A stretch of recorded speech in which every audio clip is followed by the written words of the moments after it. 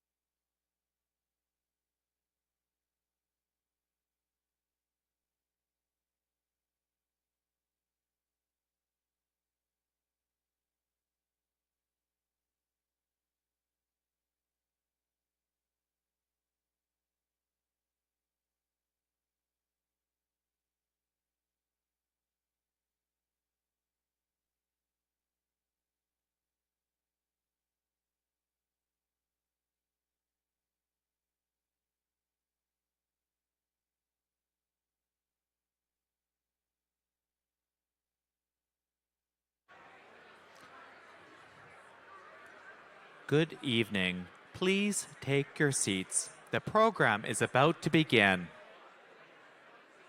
The program is about to begin. Please take your seats.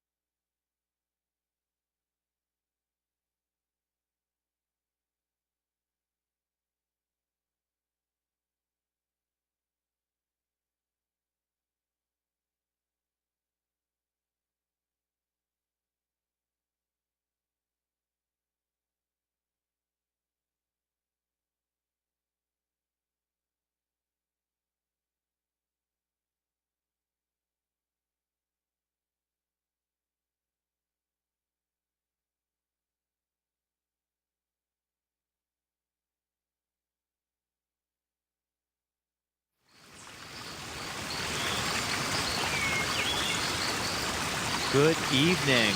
Please take your seats. The program is about to begin.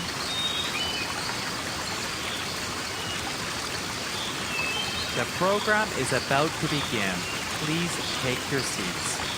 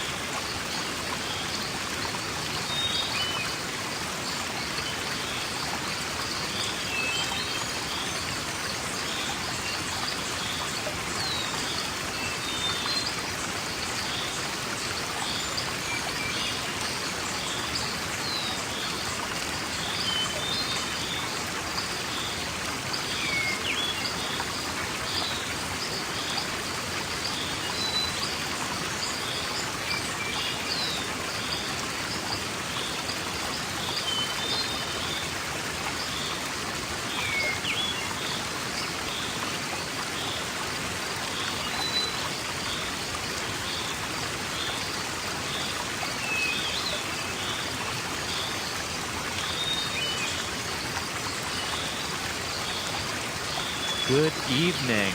Please take your seats. The evening program will begin shortly.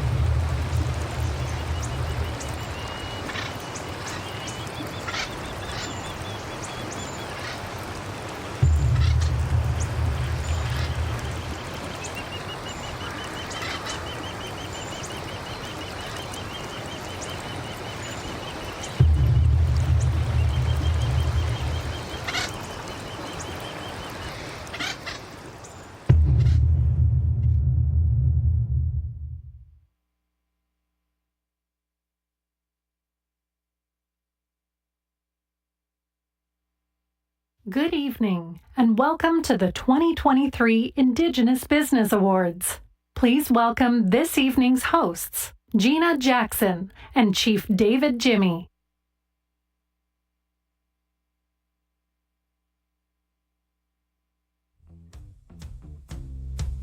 I'm gonna fight 'em all. A seven-nation army couldn't hold me back. They're gonna rip it off, taking their time right behind my back. And I'm talking to myself at night because I can't forget. Hello, BC Achievement Awards. Woo! Étonné not, Cetacia, Chan Squish. Je m'appelle Gina. Yo soy Gina. So if you understand seashells, or grade 8 French, or 3 minutes ago Spanish, my name is Gina Jackson Montgomery. My traditional name is Cetacia, yes!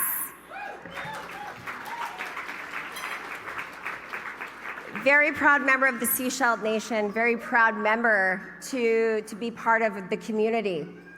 When you take a look outside and take a look beyond your table, this is our community, this is our village, this is what reconciliation is. It's about coming together and celebrating each other's achievements. And I want to put my hands up to all of you for supporting this.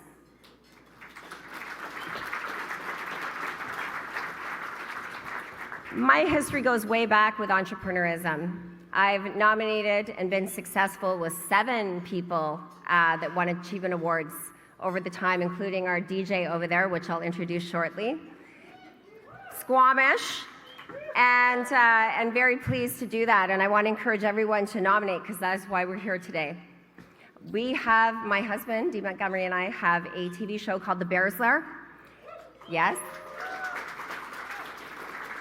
It is a Shark Tank Dragon's Den for Indigenous entrepreneurs, and it's what we exemplify as people.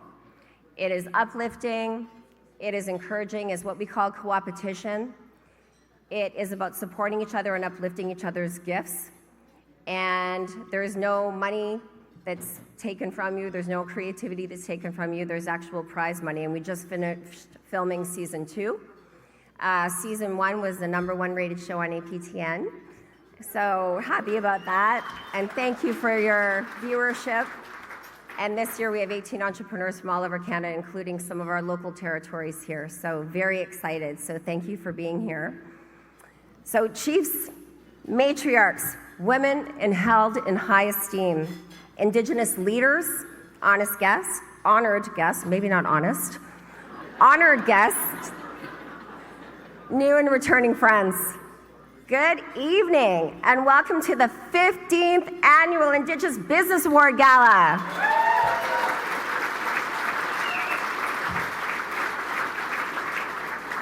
This is my second time being part of this show, and I'm so excited. My co-host last year was the great Caroline Hilton, and this year it was last year's distinction winner, Chief Dave Jimmy. I'm so excited to be sharing the stage with you. Clap to him. Jesus.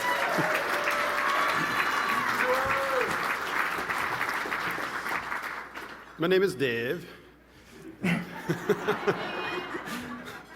Eiswell, Lenachuyat, Tosqui, Tolitzo, Quasquayala. Very honored to be up here today and sharing the stage with Gina, of course. Last year, a bit of a different scenario. Here under the bright lights for a little longer than the 1 minute I had. So super excited. Obviously, entrepreneurship, business, community business is near and dear to my heart, and I'm always supportive and happy to be engaged in any way I can. I'm really excited to see some of the awardees tonight and also see everybody here. It's great always to get together. We did have a list of acknowledgements as far as delegates go, and I kind of like to change it up a little bit. We often recognize ministers by their names, and I've been at so many events where we've got those ministers in attendance, but we also have a number of chiefs and councillors in attendance, and we don't recognize all of them in their names. We've done a ton of work over the years to be recognized at a government-to-government relationship that we're building, And so I'd just like to acknowledge all of our delegates here, regardless of which organization you're working for, chiefs, counselors, advisors. There's so many here. And I think it's just important for us to be on that level playing field as we move forward. So welcome, everybody. Really happy to see everyone.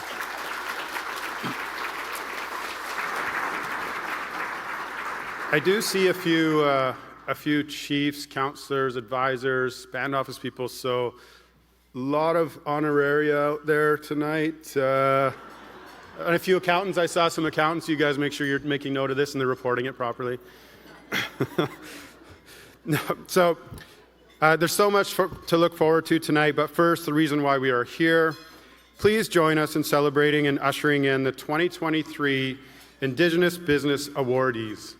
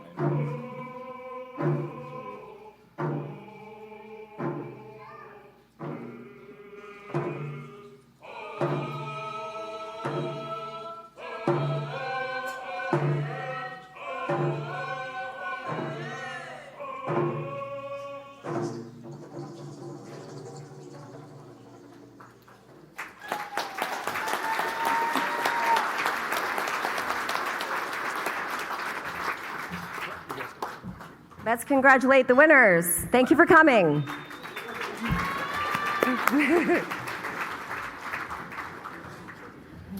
Thank you to the Tsatsu Stelkayu drum group for bringing in and sharing a little bit of that culture, sharing a little bit of their medicine to start us off in a good way. So really appreciate teaching the young ones and sharing that. Thank you very much.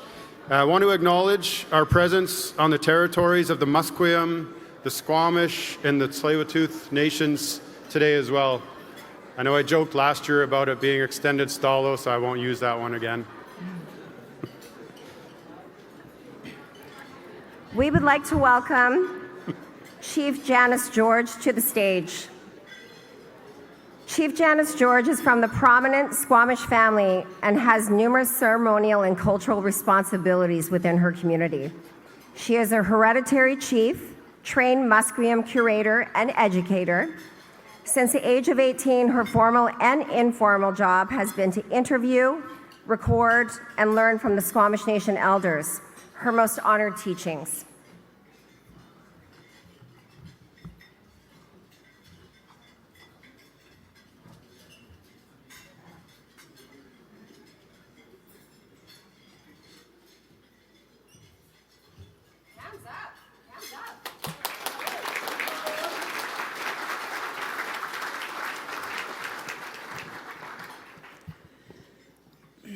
Tanoyap and Sequato, Ayas Chap Tanoyap, Ayas Chap Tanoyap, Ayas Chap Tanoyap, Japchemias Yam Koshamansna, Tanachant La Sanak, Askahomashumeo, Anwanaktan Squallowin.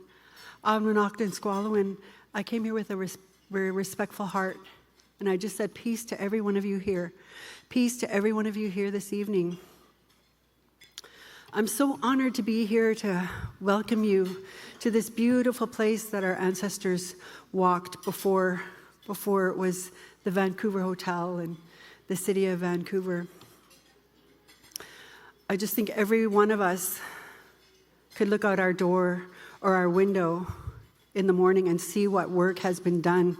So we can be here today doing what we're doing, accomplishing everything that we are as Indigenous people, taking our place in this city, taking our place in the province, taking our place in Canada, taking our place in the world. What an honor it is to be able to welcome all of you here and see what you're doing. I think about how proud all of our ancestors would be, and I believe they're here with us tonight. How proud they'd be to see all of our accomplishments. And what I love most about it is that we all do it together. We all support each other. Chin Chin Swite, we all hold each other up. And that's the way we're going to succeed in this world. And we can show the rest of the world how we do that too. So what an honor it is here, and welcome. Osiam.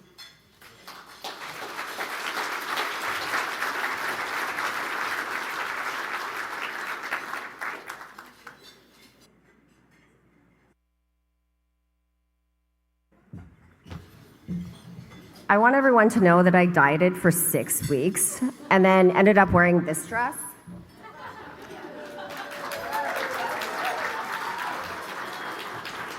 Yeah, I can eat anything tonight. I can do whatever I want.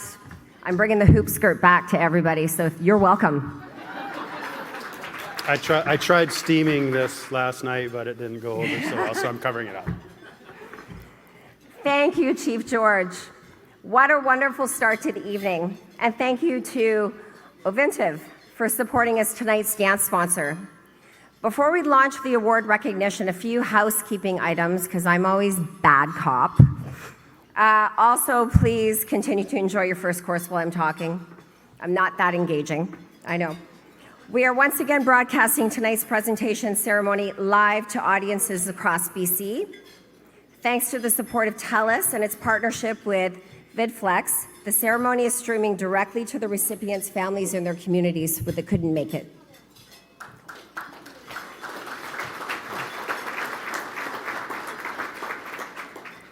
The stars of the show are the entrepreneurs, and I'm so excited for their families to see them. In addition, TELUS Optic TV Indigenous Voices Channel 126 is broadcasting tonight's program and running on their video on demand options. Thank you to TELUS for your support of all the 5 Foundation's programs. We're here to celebrate and share stories of excellence in Indigenous business, and in doing so, put into practice the theme of the 2023 program. Each of the businesses we are honoring this evening reflect the importance of building community through exceptional entrepreneurship. We promise you a memorable event, and we are counting on you to be respectful and, of course, those on stage at all times and during the awardee films. We know you also want to talk to everybody. We never get to talk enough to everybody, except at these events. And we have built in 2 breaks throughout the evening so you will have time to network.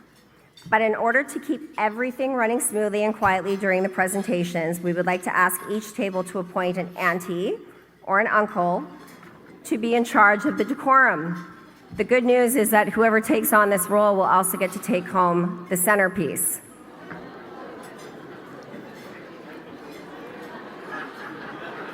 So we know auntie and uncle's jobs are to make us feel bad about what we do. So that's your job at the table, is to make your table feel bad about talking. The flowers on each table are provided by Denise Halfyard, an exceptional entrepreneur, dare I say serial, and here this evening. So, woo-woo to Denise. Beautiful arrangements. Denise is also a 2011 Indigenous Business Award alumni. Thank you, Denise. What would we do without aunties and uncles' advice? Aunties and uncles, it's your job to ensure that your table is paying attention and respectful at the appropriate moments of tonight's presentation, and that the elders at your table are cared for. I will be calling on you because I can see you through these bright lights. You think I can't, but I can. I will call on you throughout the evening to rein in your table members. Jay Mearns. Together, we will respectfully honor the awardees. So thank you so much. Get your aunties and uncles together, tables. Together, we will respectfully honor the awardees. So thank you. Hugh, I see you, Hugh. Deadly uncle over here. It's okay to smile. And now, please welcome to the stage Cloïse Judith Sayers, BC Achievement Board Member, President of the Nuu-chah-nulth Tribal Council, and Chancellor of Vancouver Island University, along with BC Achievement Executive Director Catherine Wilson.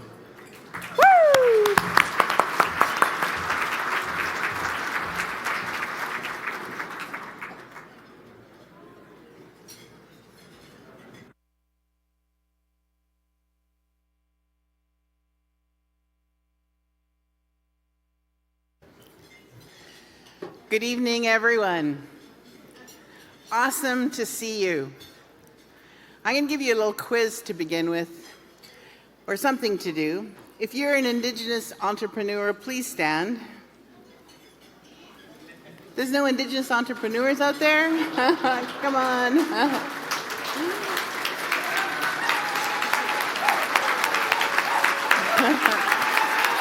Okay, keep standing, please. If you have gone to an Indigenous business or purchased or did anything with an Indigenous business in the last 3 months, please stand.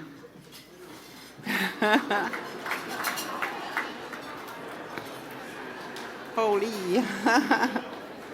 Awesome. If you're sitting, next year when I ask you, I would like you to be standing. So thank you, everybody. You can have a seat. And thank you, Chief Jimmy, for the welcome. On behalf of my fellow directors of the BC Achievement Board, we're sitting at table 12. Welcome to the 15th Annual BC Indigenous Award Gala Dinner. And thank you for joining us this evening. Can't believe it's been 15 years. Let me first offer my congratulations to the awardees and all the nominees of the 2023. How lucky we are to have to be in this room celebrating these remarkable businesses and their achievements, honoring their perseverance, their tenacity, their viability, and their determined grit to aspire to excellence. Indigenous businesses are unique as they strive for entrepreneurial success. They ensure that giving back is part of their business plan. Thanks to each of you for your efforts to build community. I want to say that in these challenging times, the constant barrage of news can be overwhelming. But tonight, let's put that aside and let's celebrate tonight. Let's enjoy this gala dinner, make it a night of joy, a night to uplift our communities, and a night to celebrate excellence in Indigenous business. At the Achievement Foundation, we like to use the word elevate. Join me in thanking this evening's host, Gina, in the beautiful dress.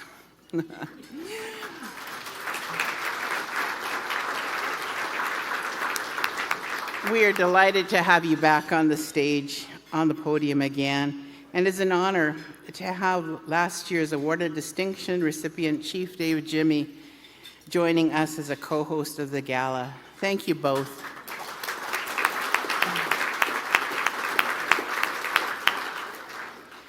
Our award programs are defined by the excellence of the awardees, who in turn reflect the integrity and expertise of the independent jury panel. Hard job. It is the jury panel's thoughtful deliberations that have resulted in the selection of the remarkable businesses we are honoring tonight. What a difficult job, and yet how rewarding. Aunties, are you doing your job? I can hear talking. Use the long arm of the law.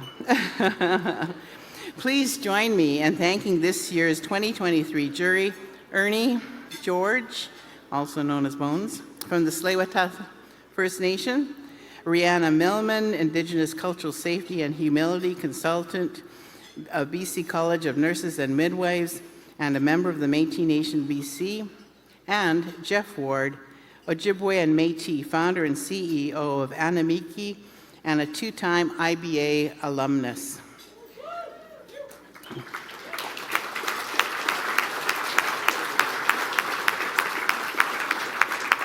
What a task. You never know until you see all the applications, and it's a job well done, so thank you, jury.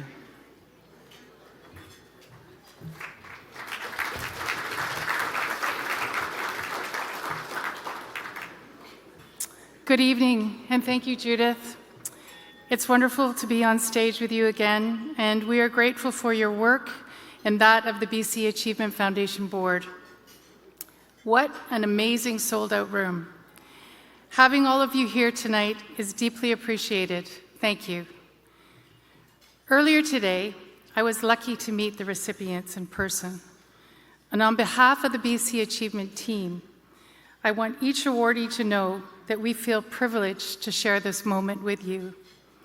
In addition to surprising you with the news of your award earlier this year on Zoom, these moments are the perks of our jobs. Congratulations again. Your journey with BC Achievement is just beginning. My thanks to the BC Achievement team, Angela, Kristen, and Roop, whose dedication and tenacity in getting us here this evening is astounding. I want to especially highlight the leadership of Sautits Stachum, Angela Marston, Program Director of IBA.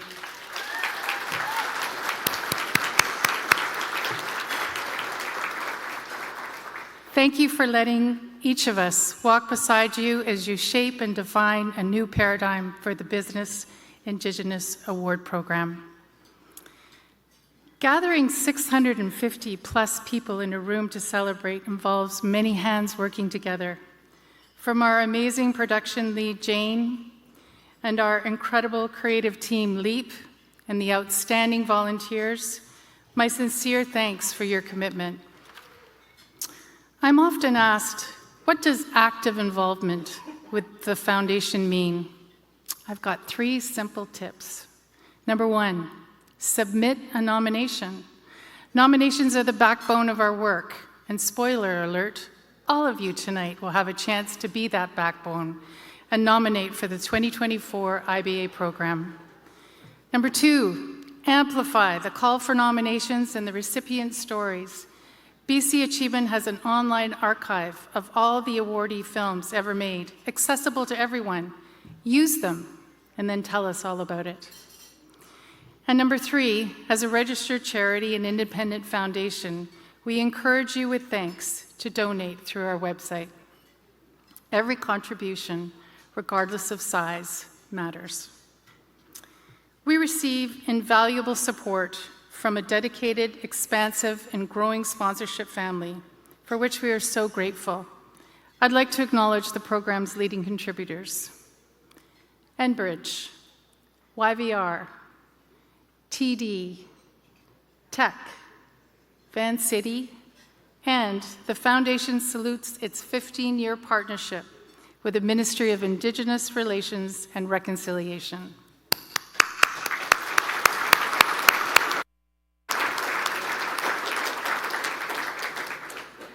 All sponsors are noted on the screens and on the BC Achievement website. Please take a moment to look at the full list of supporters contributing to the program's delivery and tonight's celebration.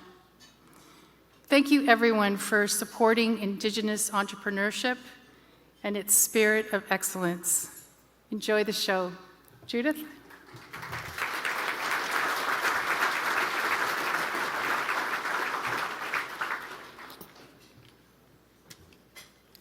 Thank you, Catherine.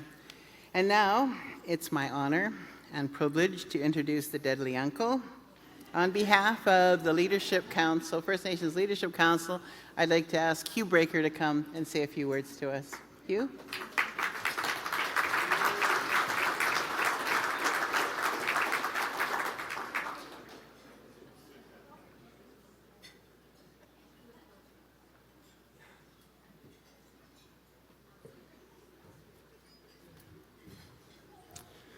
Tleko, Ochlamach, Tapushwa his Takshisai, Hugh Breaker from the Political Executive of the First Nations Summit.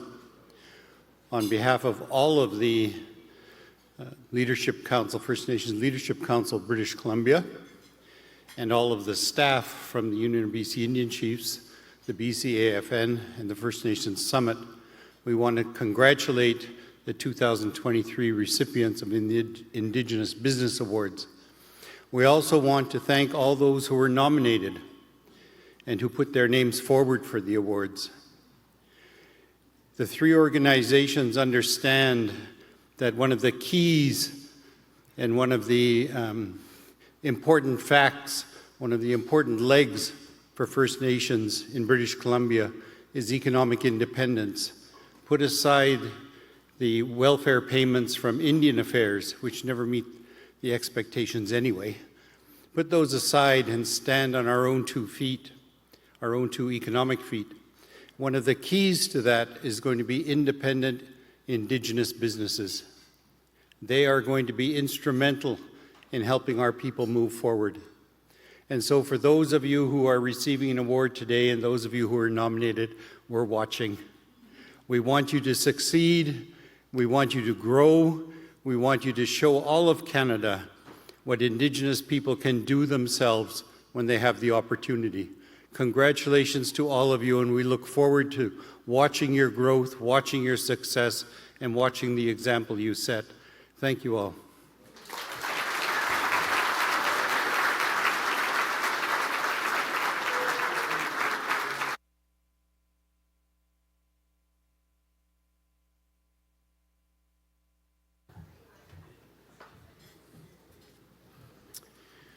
Thank you, Hugh.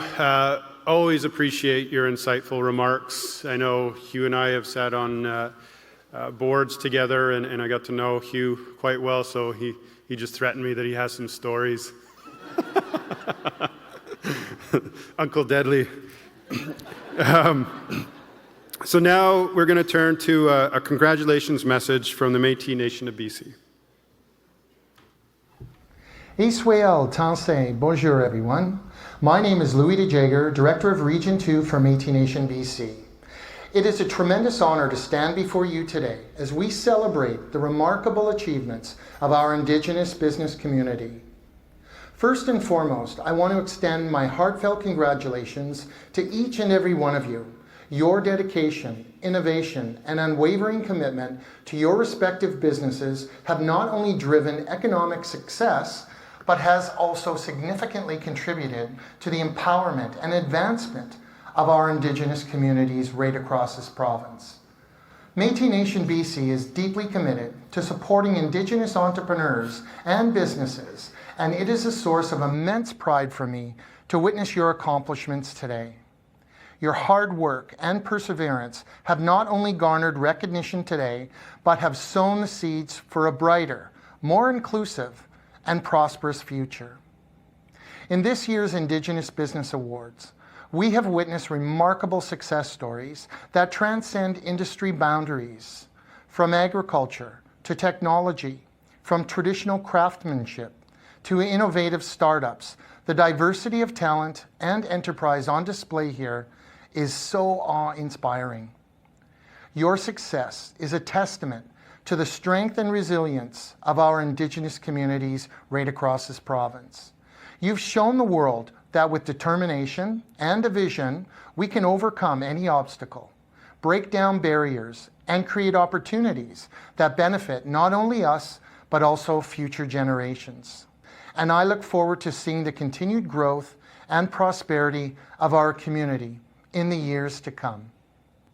Together we heal, together we learn, together we grow, and together we rise. Thank you. Chimikwich, and enjoy this well-deserved celebration.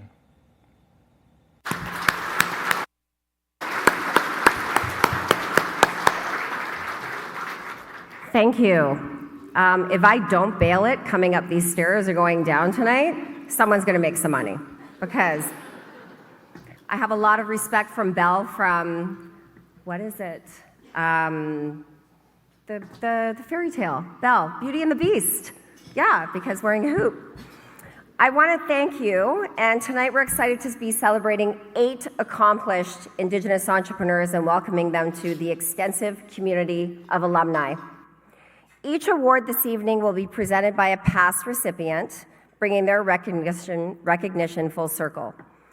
Over the past 15 years, the BC Achievement has recognized over 220 awardees. Sorry, I didn't say 120. I said 220.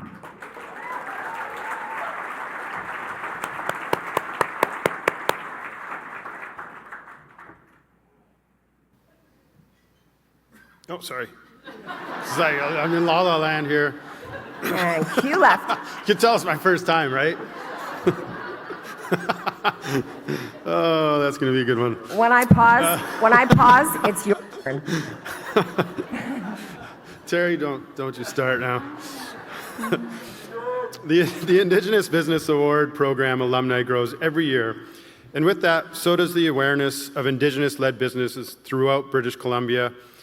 I'm a proud member of the alumnus of this program, and just to share a little bit about last year for me, which was a very significant moment in my life, to be able to have my family here with me, my mother here with me, to share in that experience and to reflect on the impact that she had on me as an individual.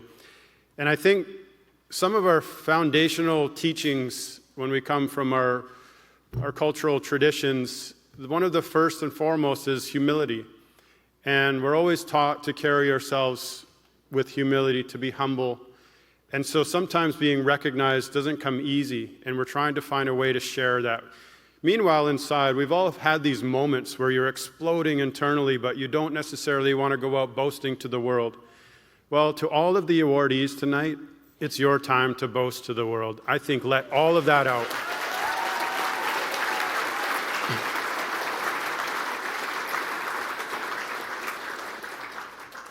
Alumni of the program play an important role in continuing to advocate for Indigenous-led businesses. Together, we empower Indigenous entrepreneurship, champion positive change, and drive economic growth. Tonight, we are honored to have some of our alumni here with us. If we can please ask all of the Indigenous Business Award alumni to stand and be recognized for a moment.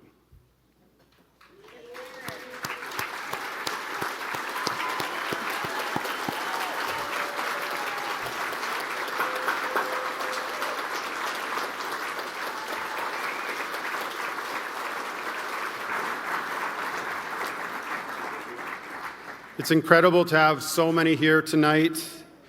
And although we call these the Indigenous Business Awards, it's much greater than that. We contribute to the greater economy, we contribute to our local municipalities, to the province, to the federal initiatives. We are an integral part of the growth of this country, and I think we continue to do that as we recognize individuals doing the work that they're doing today. So thank you for your many contributions to the provincial economy and for your continued efforts to build the community.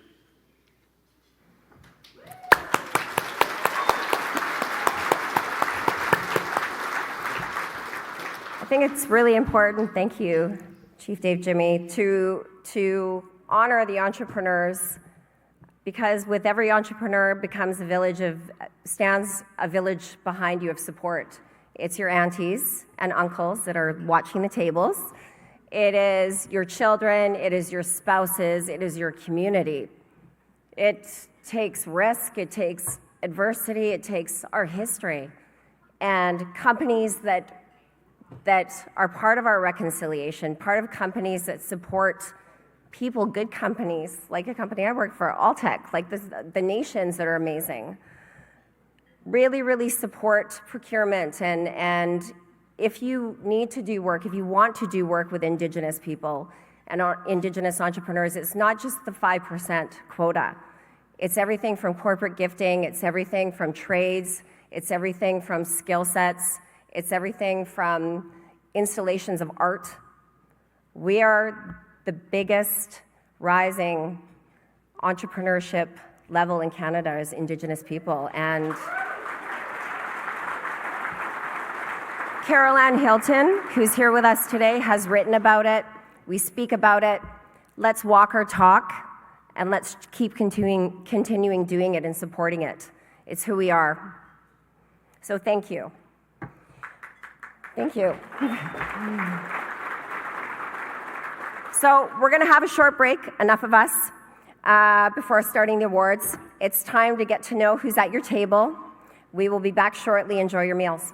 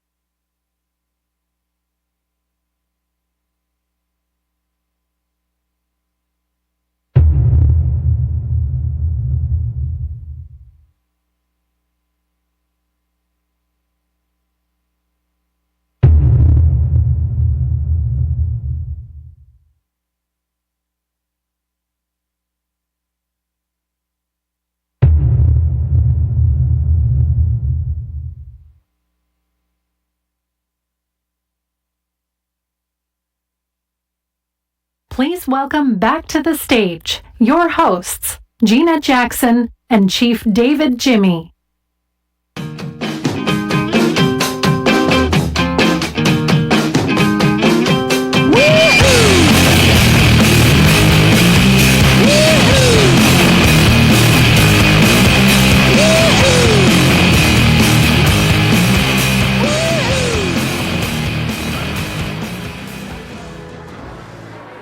All right. Think over here. I'll be in your wrap. Welcome back.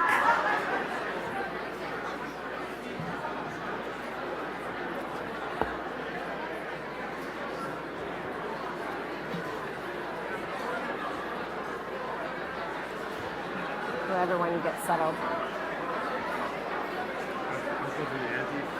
Welcome back. Remember, aunties and uncles? Aunties and uncles.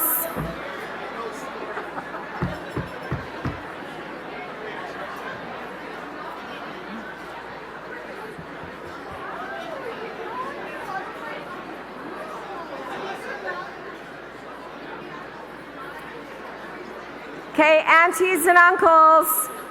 I know who the good aunties are and the bad aunties are now. I can see you.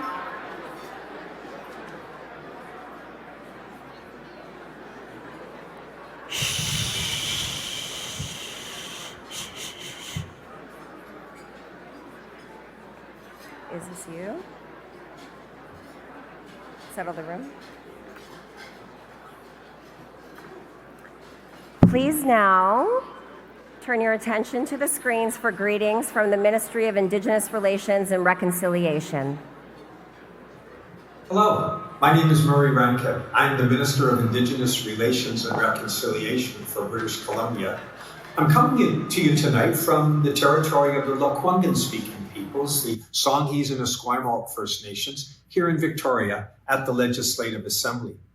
The sharp-eyed among you may notice as well that I'm in the room, at least I hope to be, and meeting many of you at the Gala this evening.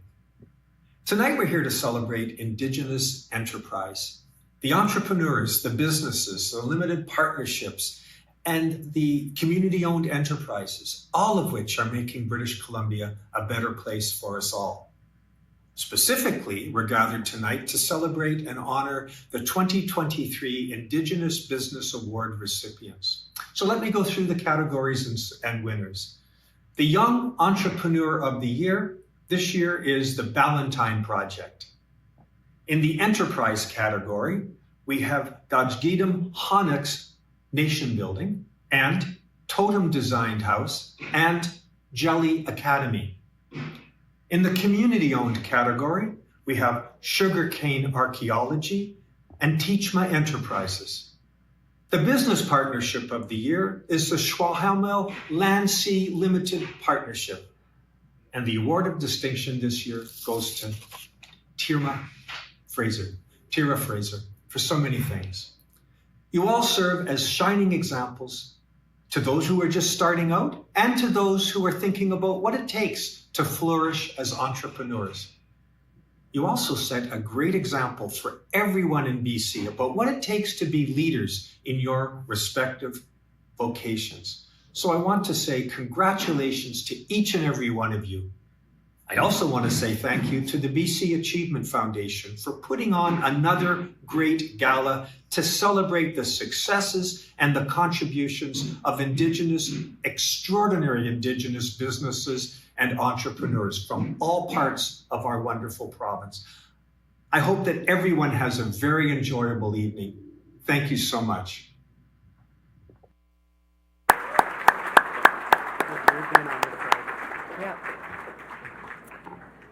We are now excited to begin the evening. Who wants to see some awards being given out? Woo!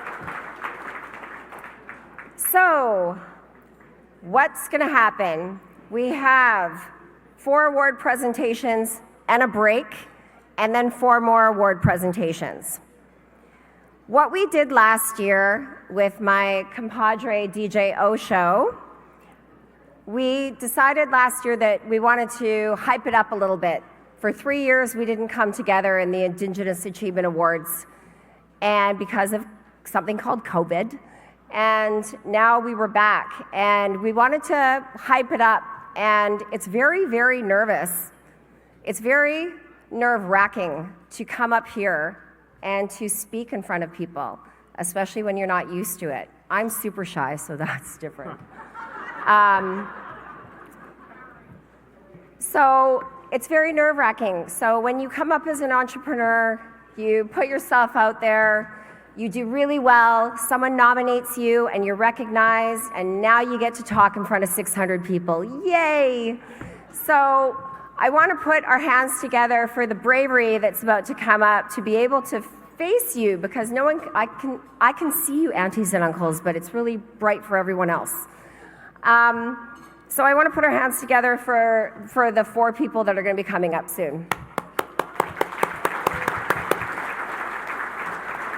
What DJ Osho and I thought last year, would it be amazing? So when you get up and you walk on stage, you're nervous, you've got your speech in your hand, we asked the entrepreneurs that have won, what's your power song? What is your power song? And everybody knows their own power song. It's something that you get ready to before a hockey game or a lacrosse game. It's when you're getting ready in my 20s to go to the Roxy. That's your power song. It's just to get yourself, it exemplifies everything who you are. It exemplifies your journey as a business leader. And every single person that's winning tonight has a power song. And that power song is gonna ease some nerves. It's gonna get us pumped up as an audience, because we need to be pumped up, right? Right? And it's gonna give an eagle's eye lens into who these people are. And we're really excited about it. By the way, my power song is Eye of the Tiger. That's how old I am. And playing these songs tonight, let's put our hands together for the most amazing DJ Osho 2015. Woo!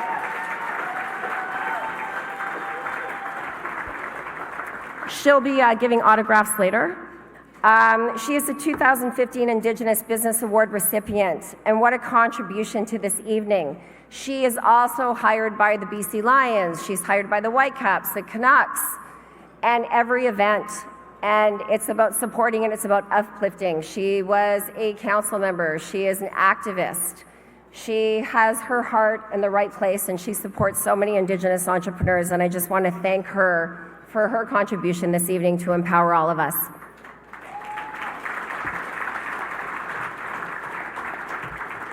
Now, it is time for the first award, the Young Entrepreneur of the Year Award. For this award, nominees must be age 35 and under and have been in business for at least 2 years. Please join us in welcoming to the stage this year's Youth Entrepreneur of the Year Award winner, Dwight Ballantyne of the Ballantyne Project.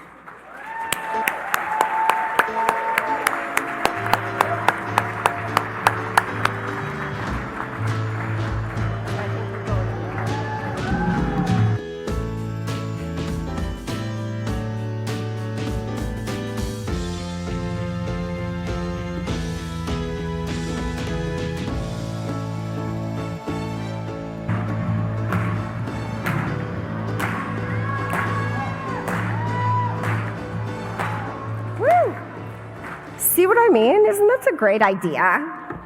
The Ballantyne Project is an innovative business model that combines workshops, partnerships, campaigns, and speaking engagements to inspire Indigenous youth in remote First Nation communities while educating non-Indigenous audiences about life on a reserve. Congratulations, Dwight.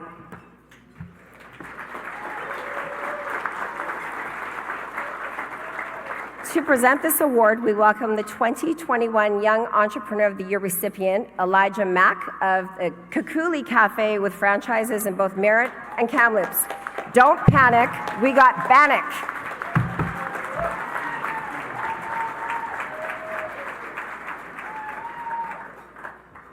Okay, and now please turn your attention to the screens.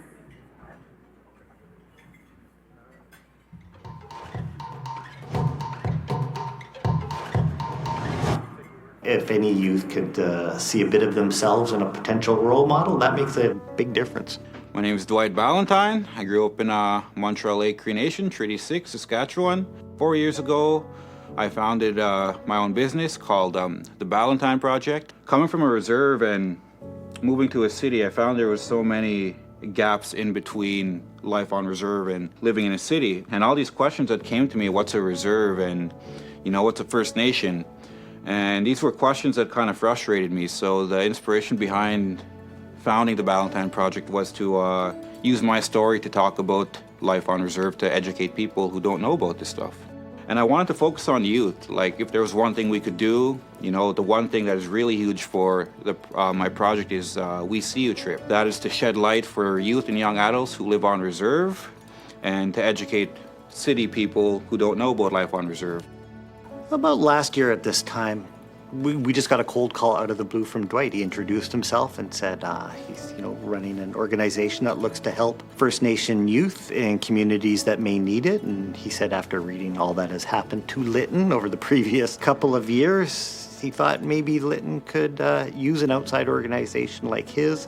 Yeah, when we first worked with Dwight, they submitted a proposal to bring Indigenous youth from Fort Chipewyan in northern Alberta, a fly-in, fly-out community. And it was the first time that these youth were going to be really getting out of that community and seeing something else. And so to bring them to YVR, to Vancouver, was something that we really believed in. So the We See You trip is we bring youth from a reserve, a northern reserve that are hours away from the city, to Vancouver to experience educational component, cultural component. So we put them in the city for a week to experience city life and what's outside of the reserve. The first time they met him, they were extremely interested in his story. Once I brought the Ballantyne project to staff as well, I explained their story, situation, what they wanted to do for us. They were very impressed when he came up and talked to them. He's got an incredible story. It's all relatable in one way or another. We all share the same trauma, the same happiness, the same humor, the same healing, all that stuff that goes behind us First Nations people. To see these youth arrive here to a community that they may never have been to, and to see an international airport or the mountains or, a university, and to see that shift from being quite shy and timid arriving here and then seeing that growth throughout a few days has been amazing to see. When I first meet the youth on reserve, of course they're not going to open up to me because why would you open up to an outsider? We're shy kids. We are shy kids. Wherever they come from, if it's a fly-in reserve, flying into Vancouver, or if it's Lytton First Nation, shuttling them down, I always find that they're always shy, and as the days go on, they start opening up because they see different things, like they see things that spark something in them, and that's the whole point. It's always the last day, they always open up and they're like, they start seeing the possibilities. As opposed to the first day, they're nice and shy. When they leave Vancouver, they're like, yeah, they have like this mission of what they want to do. And I feel like that's the whole point of it all, is to see what they can do when they come out of their shell. They're back home, they're still shy, but they still keep that piece of whatever it is they've seen in the city with them. I think working with Dwight, seeing his inspiration and his passion for helping these communities, these youth, it's something that he's so passionate about that it's impossible not to be drawn to it and to support it. He wants to help, and he wants to see First Nation kids do well. I'm a huge believer of stepping out of your comfort zone and putting your foot in front of the other. Something about that scares me the most is something I love to do. That's the only way you can only grow as a person. I encourage you to do it because that's the only way you're ever going to get what you want, is stepping out of your comfort zone and just going for it.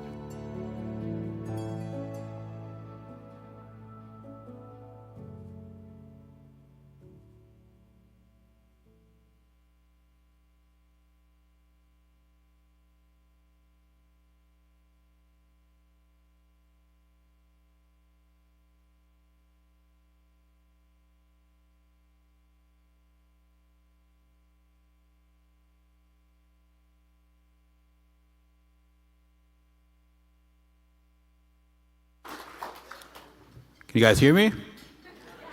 All right, seeing that video, I only have 30 seconds, so this kind of sucks. I have a lot more to say. But I was told I was supposed to set the tone. So first and foremost, I want to thank BC Achievement Foundation for this award and recognizing the work I do and the vision I have It's a huge honor for me. I never expected it. I want to thank my supporters and funders who believed in my vision as well to make all of this happen. Of course, I have a timer right there, and I don't want to keep you guys waiting because I know you guys have a lot of other people to watch, and I'm probably going to have an anxiety attack after this, so I need a drink of beer. Have a good rest of your night, everybody.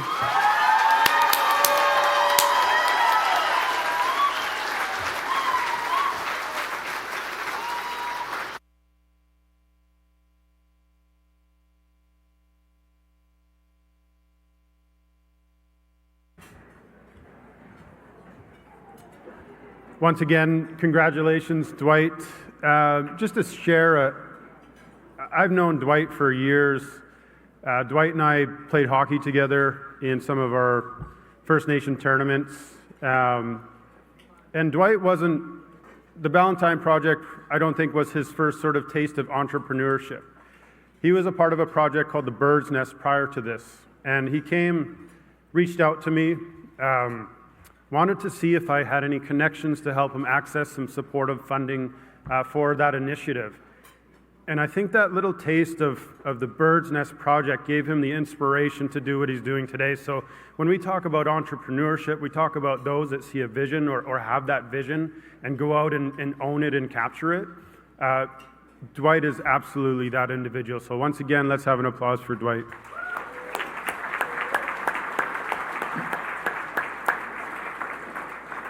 The next 3 award presentations are all within the Business of the Year series. The first is the Business of the Year 1 to 2 person enterprise. This year's award is presented to Daxgedim Haanak Nation Building. Please welcome Marcia Turner to the stage.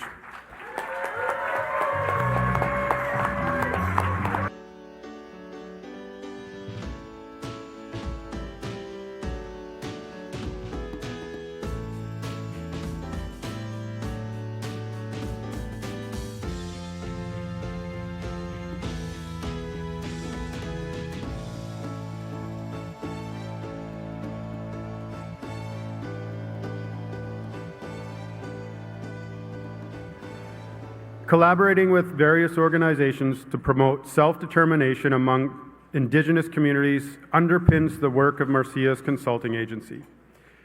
Her belief in Indigenous strength and resilience fuels the business's remarkable success. Congratulations once again.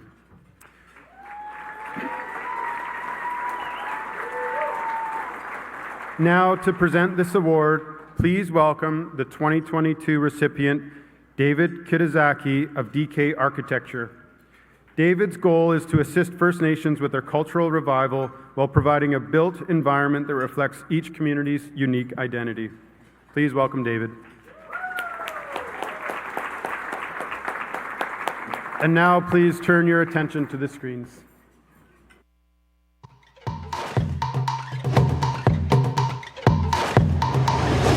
They asked me, what my vision is, and my vision is that we are free to be Indigenous. Simgiget, Sigidam Haanak, Gangabolsuch, Zumalitwit, Lachabu Padere, well, Paisums when Suitwit. Lumgadi Nit when Gasset, Snanemuch Territory when Doge. Hi everyone, my name is Marcia Turner. I'm the CEO of Daxgedim Haanak Nation Building.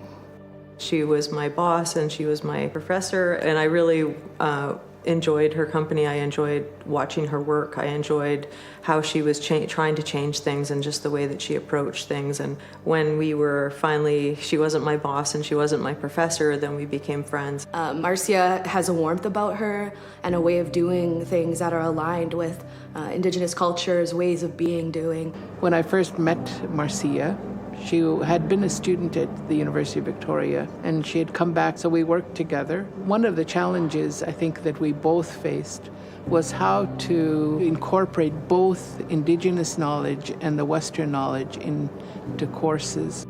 A lot of my work is really centered around systems change and at the governance and leadership level, looking at ways in which we can amplify the voices of Indigenous people as well as bringing equity to Indigenous knowledge systems, because there's tremendous change needs to be done. I used to work with a few institutions here in BC and recognized how we bump up against colonialism within the institution, and they're not conducive to the needs of our students. There's tremendous work that needs to be done to decolonize our institutions, indigenize our education system as well too. Working with Marcia has just upped my game.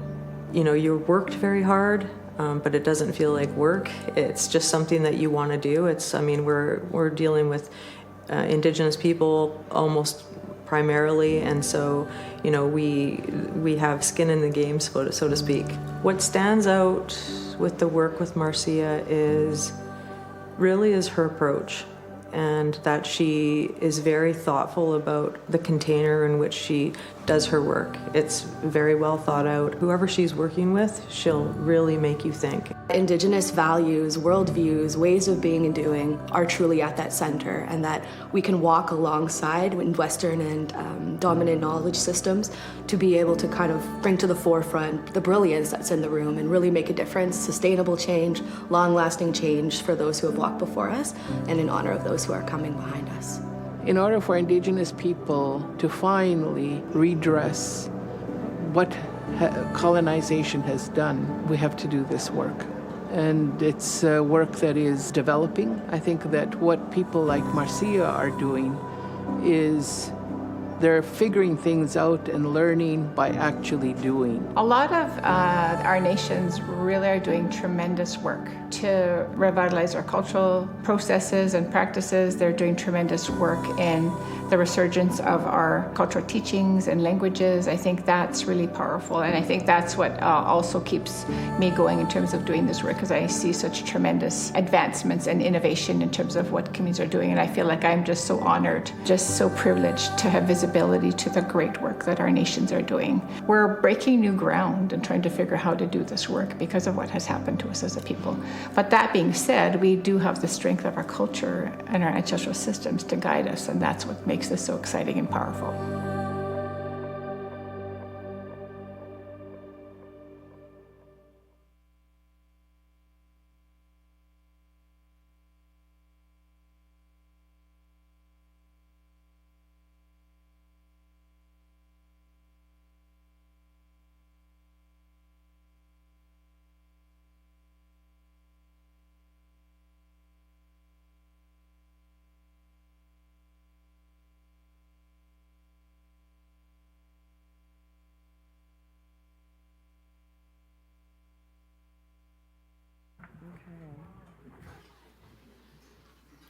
So I'm going to take 30 Gitsan seconds. Thanks so much to the BC Achievement Foundation and sponsors for making this celebration possible. It's been a tremendous journey to be part of the celebration that they've organized.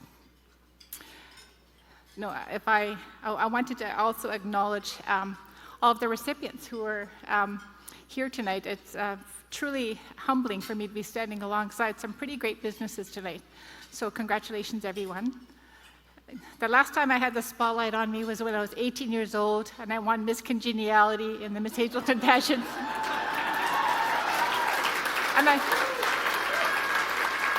And I'm pretty sure I almost fainted when I had to speak at the podium. But if you asked that 18-year-old girl, if you said to her that she would have an award-winning business and that she would be invited to advance the rights of Indigenous people, she would not believe you. But my work actually acknowledges the organizations who have trusted me to walk alongside them in terms of their vision for decolonial futures. And I would not be here today if it weren't for those organizations. I really want to acknowledge them. My business has grown, and I have a fantastic team of associates some of who are here tonight. You saw in the video, Shannon Marshall, Danielle Mitchell, Charlene Everson, who was in the video. I also have my two sons who joined me as associates, Cody Dawson Videography and Mo Dawson Creative, who joined my team as well. And I also want to acknowledge my four sons, Dallas, Maury, Cody, and Jesse. They ground me in my work. They bring so much love and laughter to my life. They are my kwalayu, which means you are my reason for every breath that I take. Thank you.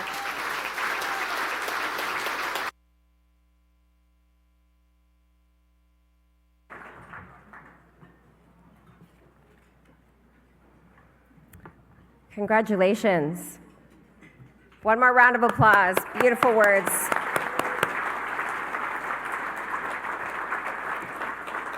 A lot of the entrepreneurs, every one of these entrepreneurs has not seen this film, has not seen their film. So to see themselves on the big screen in front of all of you, they're witnessing what we're watching at the same time, and it can be very emotional and very inspiring to realize who you are and what you're being recognized for. So my hands go up. The next award honors Business of the Year, 3 to 10 person enterprise. The Business of the Year recipient in the 3 to 10 person enterprise is Totem Design House. Please welcome Aaron Brillin.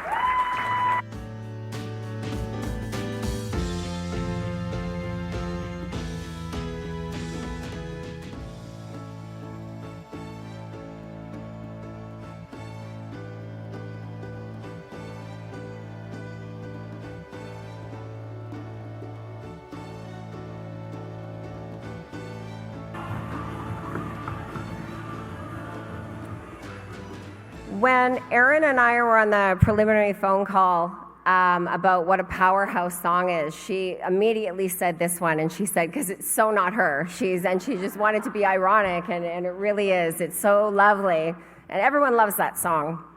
A powerhouse of Indigenous heritage and eco-friendly entrepreneurship, Totem House Design crafts culturally authentic products showcasing Indigenous culture.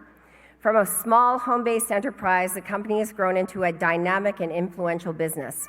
Congratulations. Woo! Our next presenter for the 2013 IBA recipient honored for her outstanding restaurant, Salmon and Bannock. Woo!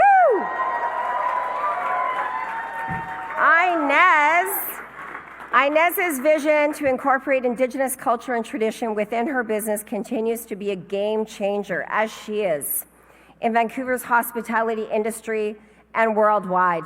Please join me in welcoming Inez Cook.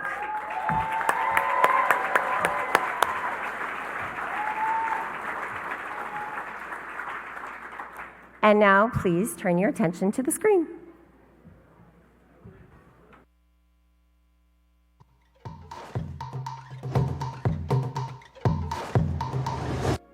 There has been a resurgence and this desire for Indigenous people to show their culture with pride. It's such an important connection, that's bridge work that we're doing, where it's not just a product, but it's something beyond that.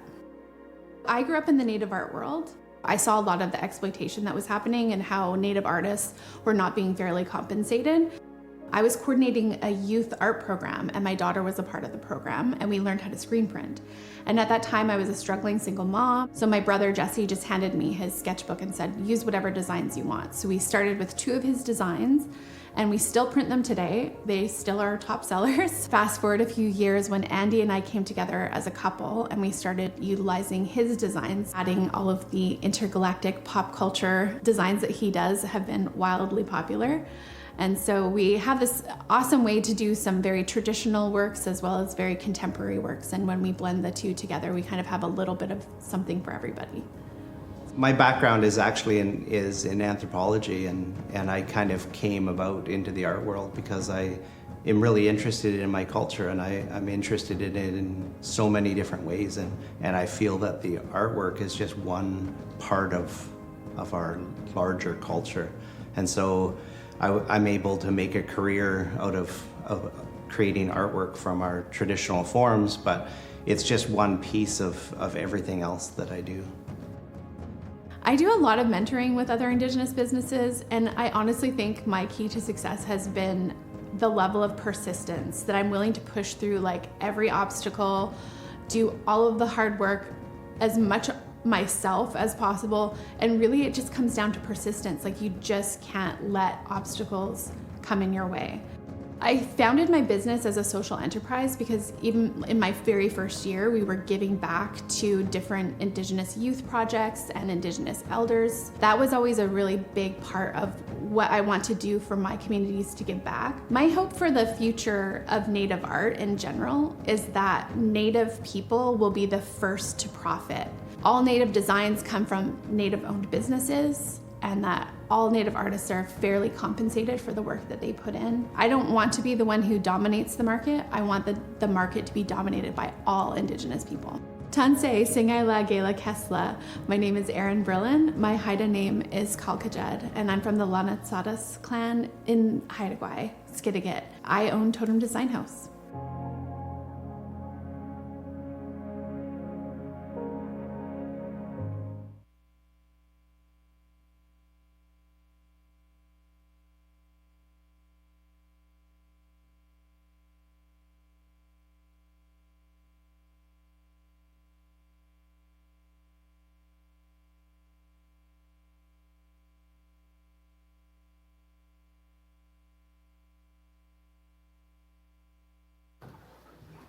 Nolan, thank you. You did an amazing job of capturing our story.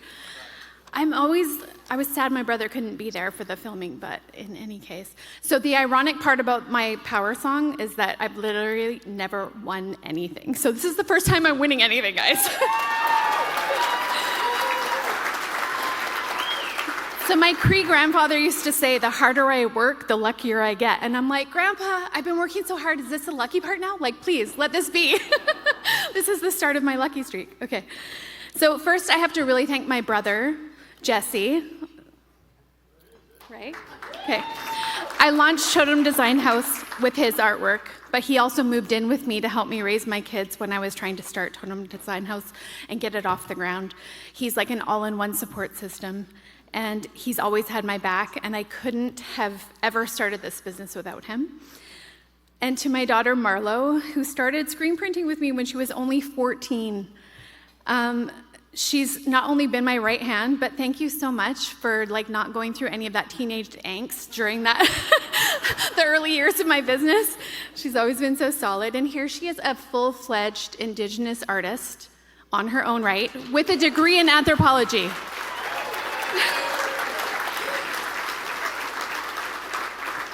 And of course, my amazing husband, Andy Everson.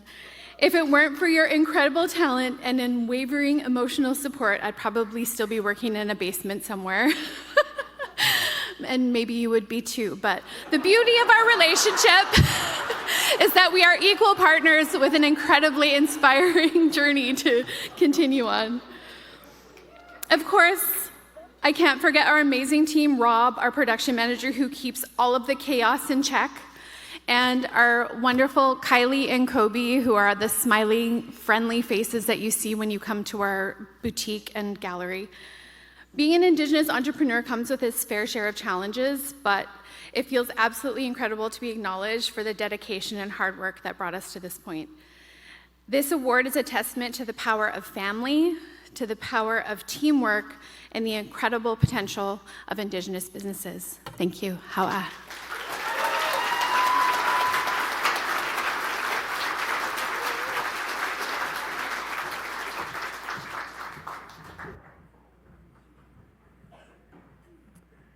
Congratulations once again to Totem Design House. Well deserved.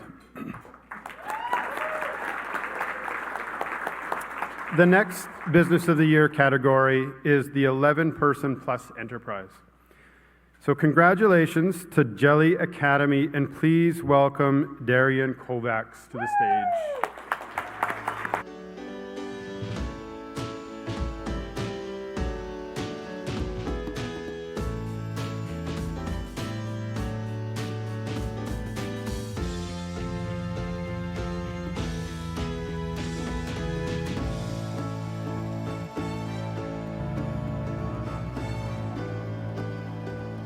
Sorry, I feel like your power song was just almost there, right?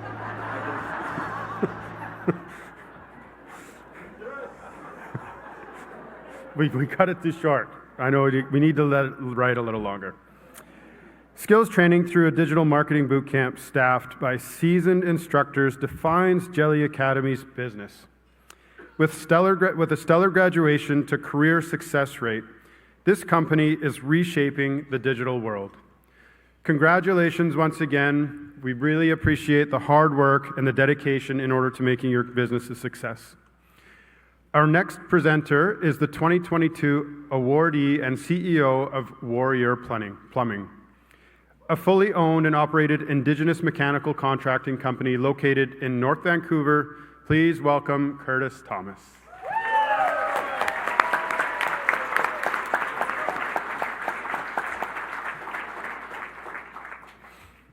And now please turn your attention to the screens.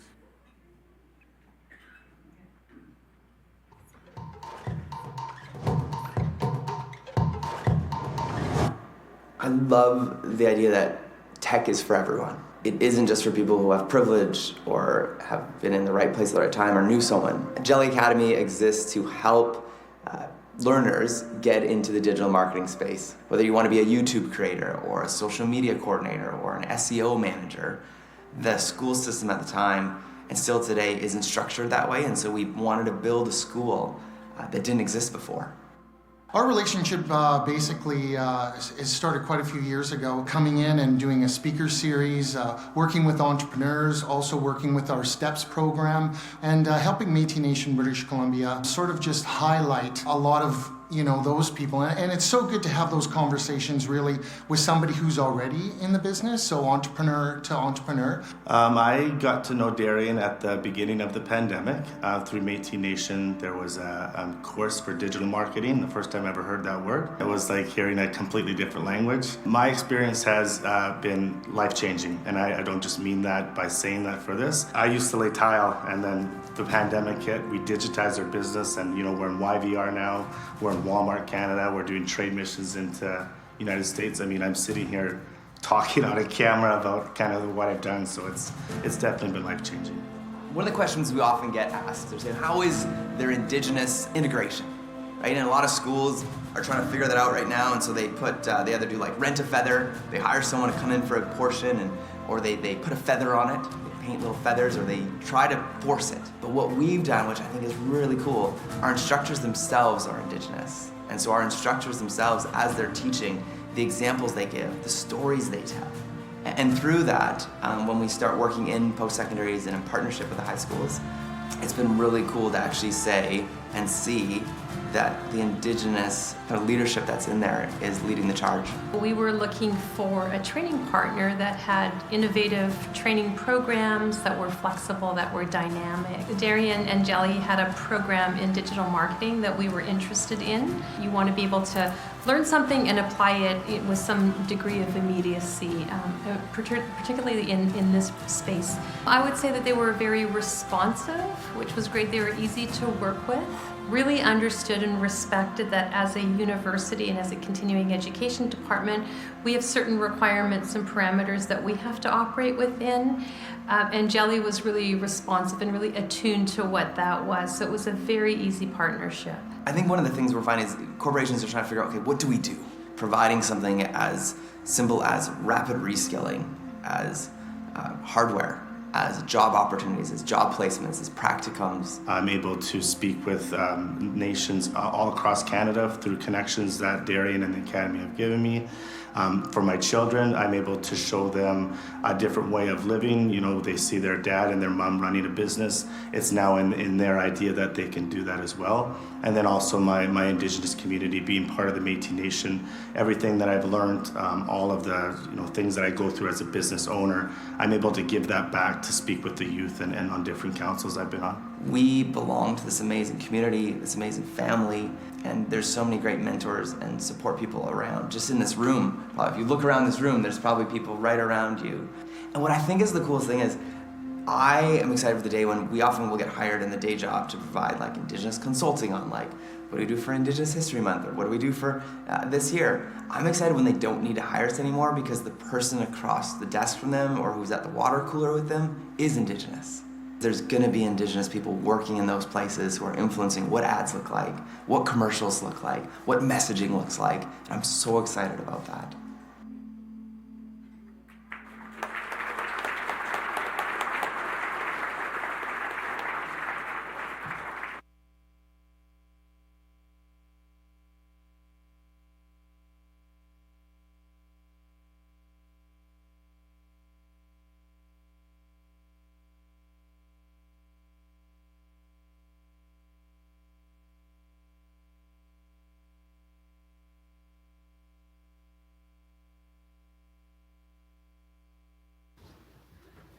8 years ago, I sat at a table like you're sitting at right now, and I was invited by a guy named Brian Gillespie, who I actually don't think is in this room, but yeah, he's awesome. He deserves a whoop.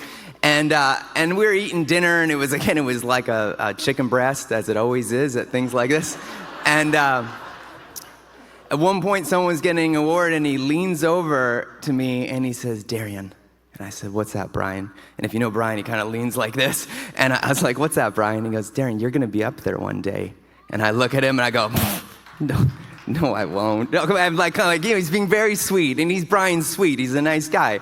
And then he kind of takes it, and then he leans over and he whispers in my ear and he says, "No, you really will, Darian."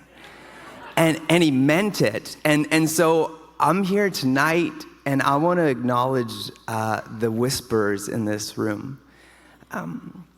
The people that have come alongside each of us as entrepreneurs, because we hear not great things sometimes, and especially being Indigenous entrepreneurs, we hear not great things sometimes. And so the people that have come alongside, that have written books, that have put on award shows, that are whispering alongside entrepreneurs to say, "I believe in you. You can do this." So thank you to the First Nations Tech Council, CCAB, Métis Nation BC. And that song, just an insight, you're like, what was with that pump-up song? So that is Colette Trudeau, who is the CEO of the Métis Nation BC. She is a DJ on the side, and I just want to give a shout out to Colette Trudeau. She's awesome. That's her DJ song. And lastly, I want to dedicate this award. I've got 4 kids at home, and they're awesome. And I'm thinking of Jeff Ward, who's in the room as well. Like, you brought your 2 sons with you here tonight. For the folks that have kids in the room that are Indigenous, that are going into careers and workplaces where right now it's unusual to be Indigenous in education, it's unusual to be Indigenous and in tech, I'm excited for the days when our kids go into these workplaces where it is regular and if not more awesome that you're Indigenous, because you've got your superpowers that you're bringing to these worlds of tech and all that awesome work. So, and I just want to close it. 2 last things. Christopher Gaze is here. I don't know if anyone's noticed this yet, but this is a legit event when Christopher Gaze is in the room. Come on, this is amazing. And lastly, to the person that whispers in my ear at night now, which is great because we make kids together and we live together. It's not weird. Rose, I love you so much, and thank you for times when I'm discouraged and so sad and thinking I want to give up, and you've whispered those things that I can do it and we can do it together. So thank you.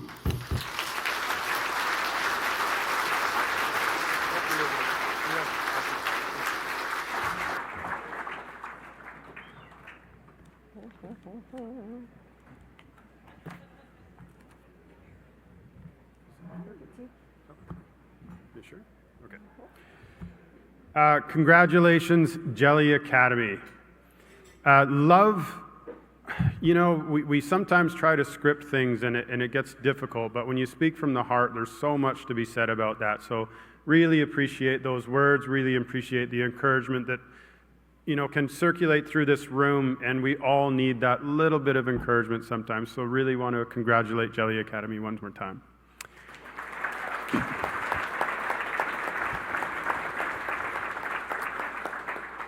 A special thank you to everyone who submitted a nomination for this year's awards. You are the pulse of your communities, and BC Achievement thanks you for making that effort.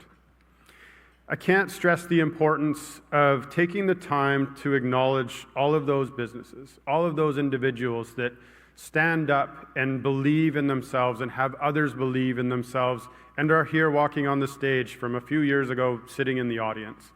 I think all of us have a responsibility to just take a moment and think about your own community, about your relationships, about those individuals that are making an impact and those individuals that are carrying that passion and that desire to create change through entrepreneurship. So want to just again remind you the importance of nominating the businesses.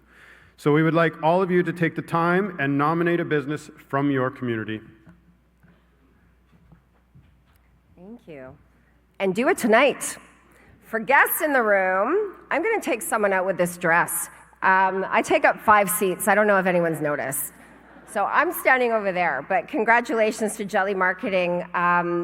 So proud. He was a huge sponsor of the Bears Lair and provided 18 entrepreneurs with digital marketing training, and I put my hands up to you.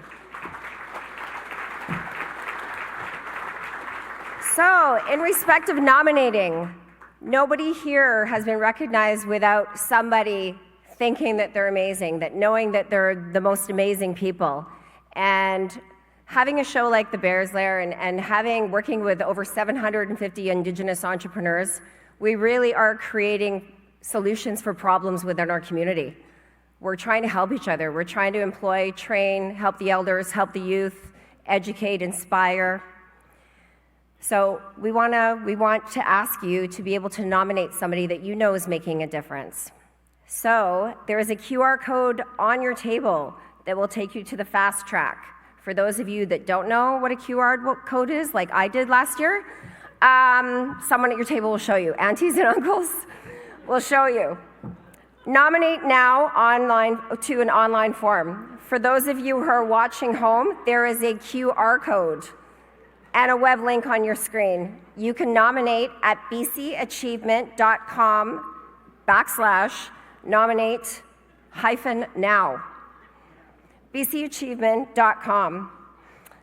Submit a nomination by this Friday at 5 p.m. and all nominators will be entered to win 2 VIP tickets to next year's Gala. Start typing and nominate now. That'll be the 16th year. Aunties and uncles, you're in charge of ensuring that everyone completes a nomination on their phones. If you're like this auntie and it's not really great with technology, then get a nephew or niece at your table to help you out. We are going to have another short break, but before we do, we would like to acknowledge this evening's film sponsors. I raise my hands to Arada Films and Nolan McAllister. Where is he?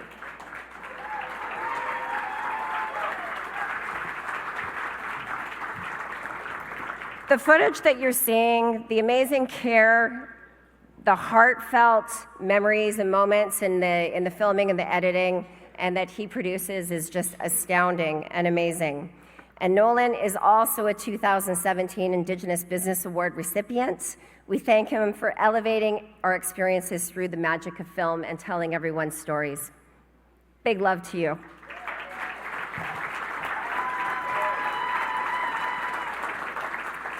Tonight's film sponsors are Aquilini Investment Group, BC Hydro, BC Transit, CN, KPMG, New Relationship Trust, C-SPAN, ULC, woo-woo!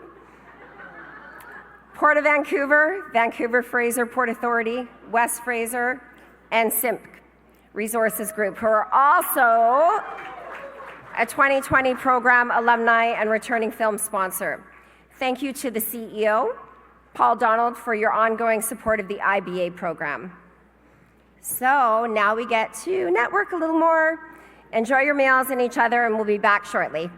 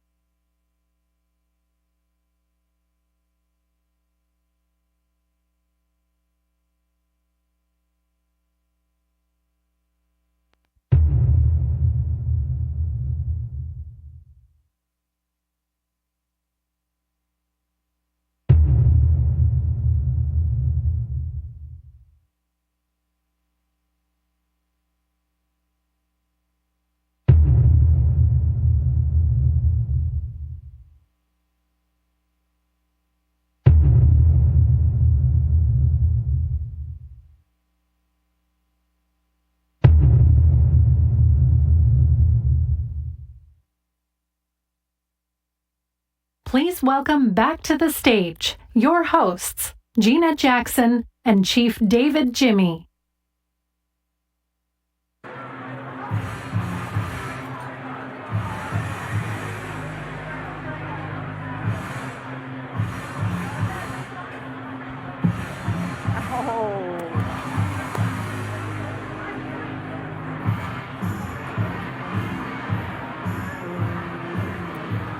Oh yeah. Now we're pumped up. Aunties and uncles.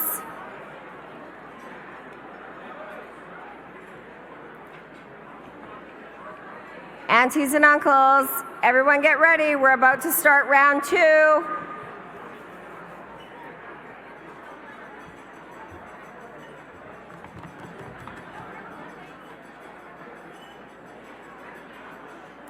All right.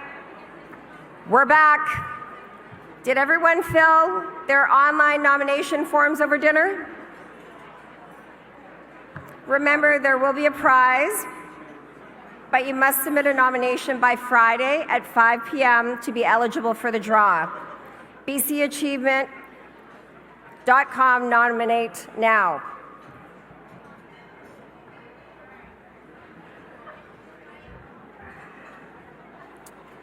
Well, I hope everyone is enjoying their meal. And please, if everyone can join me in thanking the Fairmont Hotel Vancouver and its amazing staff who have taken care of us this evening.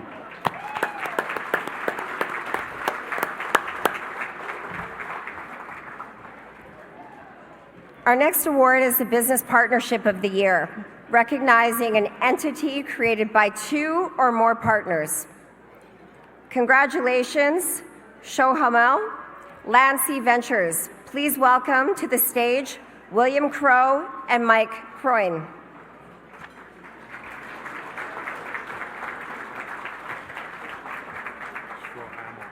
Swahamo? Swahamo?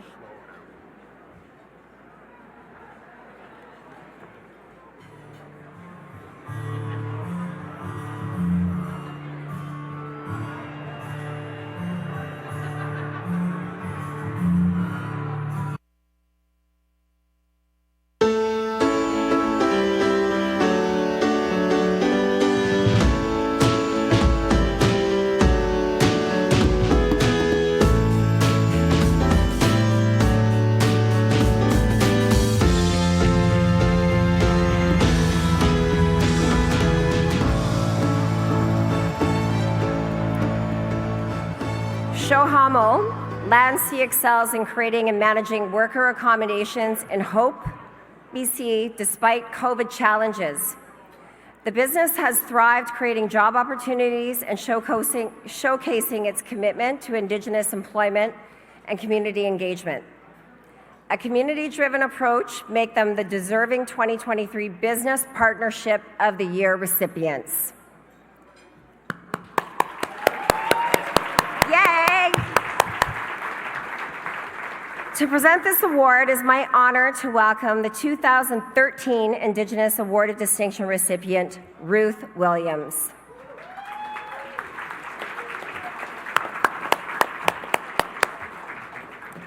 Ruth is an inspiring advocate who is all about transforming Indigenous communities, from affordable housing to education.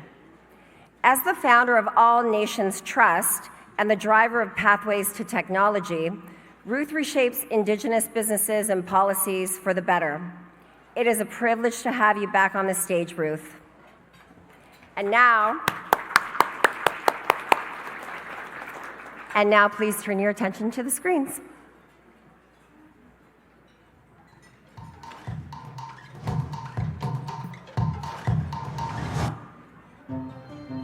My name is William Crow. I'm here representing SVLP and our partnership with Langley and the success we achieved this year. Well, the Trans Mountain Pipeline was coming through and we had to prepare for it. In 2017, we contacted Shawamo First Nation and more specifically Shawamo Ventures to see if they'd be interested in pursuing a workforce camp opportunity. They were willing to and interested in establishing the camp on Shawamo land. so their own owned land within their territory. We really focused on, economic opportunity for the nation, employment and job training, plus subcontractor opportunities. And that's what we presented as benefits to the nation, plus a land license. We were successful in putting all of those pieces together. I've toured it many times, and beautiful, beautiful place. The kitchen, I think it can hold and feed up to 400 or 500 at a time. It's beautiful. I've been through a lot of camps in my career as well, and nothing was as nice as this camp. This Langley partner was the number 1 by far. The nation and SVLP have been incredibly supportive through this partnership. We worked long and hard together, seeking the opportunity. Giving an equal opportunity, I guess you'd say, to anybody that wants opportunity in the oil field sectors or traffic sectors, different things like that. It opens up a lot of opportunity for our people to choose a future career. We've conducted 5 workforce, culinary, and accommodation training programs. That's for Shawamo First Nation members and other Indigenous candidates in the region.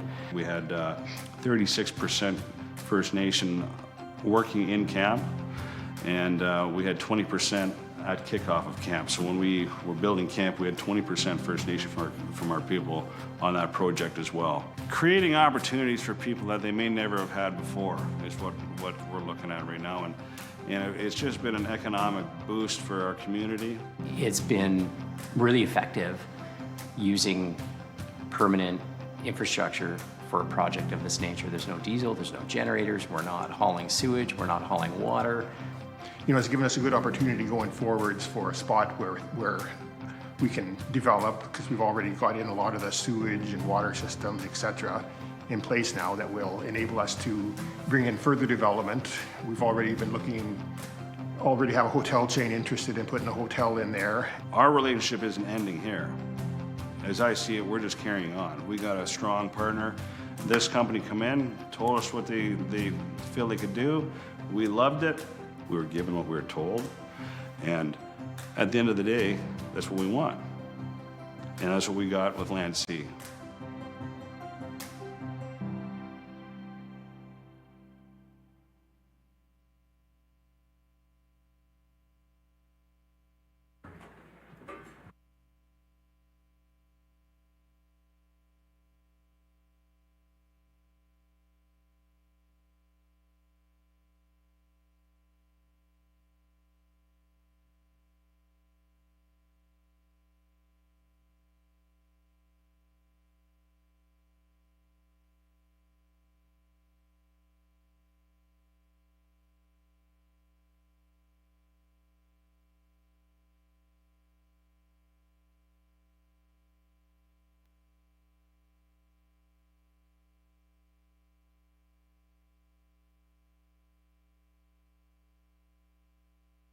No, it's not working, is it? It's not working, no.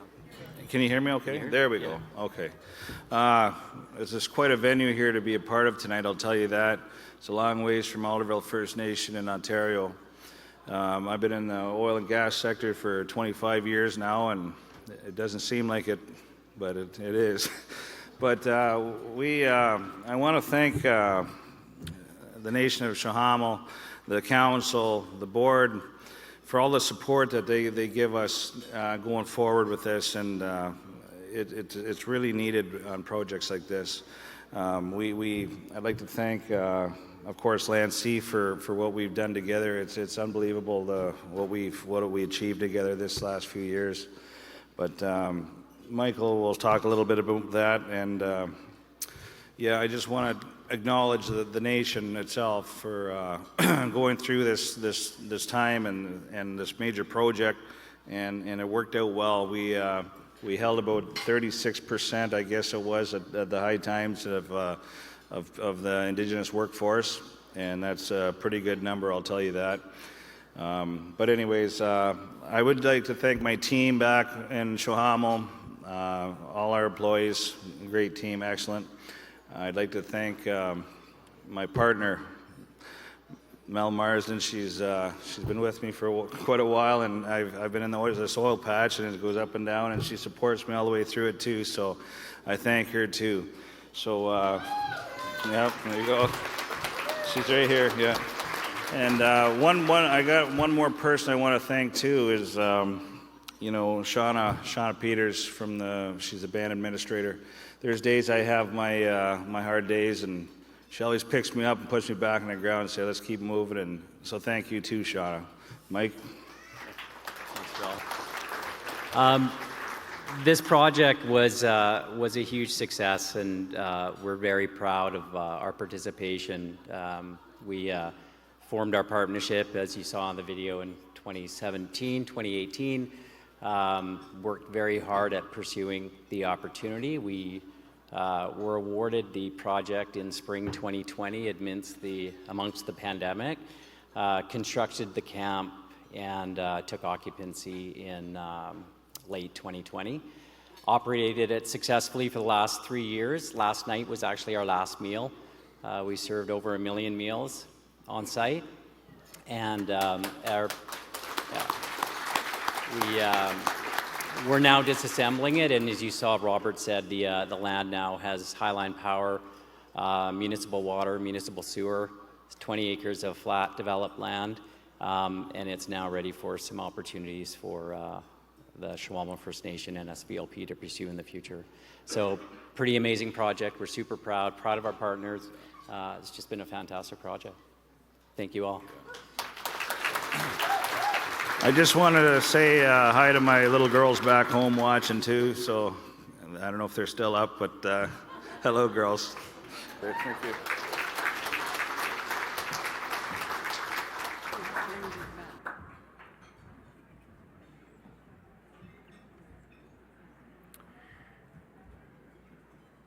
Congratulations once again. Always an honor for me. Neighboring community, Shawamo in Stalo territory, have had the foresight to start looking at opportunities when the pipeline was coming through. So being able to leverage some of those opportunities and build some of the partnerships that they have has really brought that nation forward. So congratulations once again.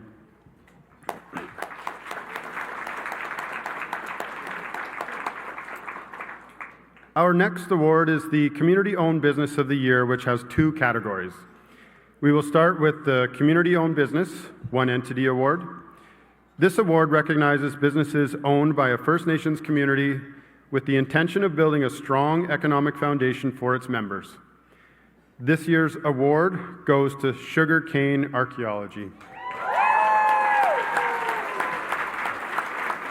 So please welcome Cook P. Willie Sellers and Whitney Spearing to accept this award.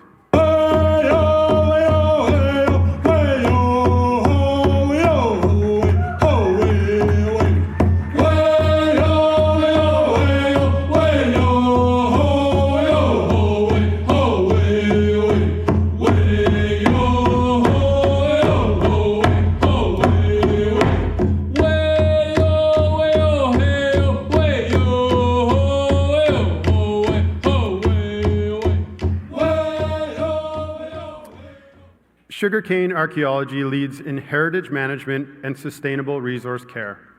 It blends Indigenous wisdom into the consulting world, promoting ethical work environments and forging strong industry bonds in the Secwepemc, Central BC Cariboo area.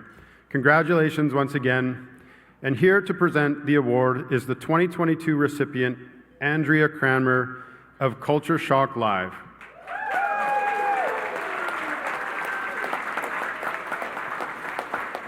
Culture Shock Live was founded on a solid foundation of respect for ancestry and tradition. The Culture Shock Live Gallery is 100% First Nations owned and operated, and is deeply rooted in the rich traditions of the Namgis people.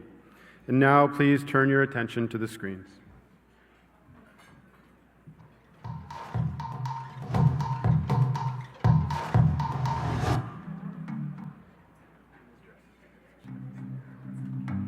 It's not stones and bones from ancestors that are passed. It is literally tangible connections to the people who still live on the land.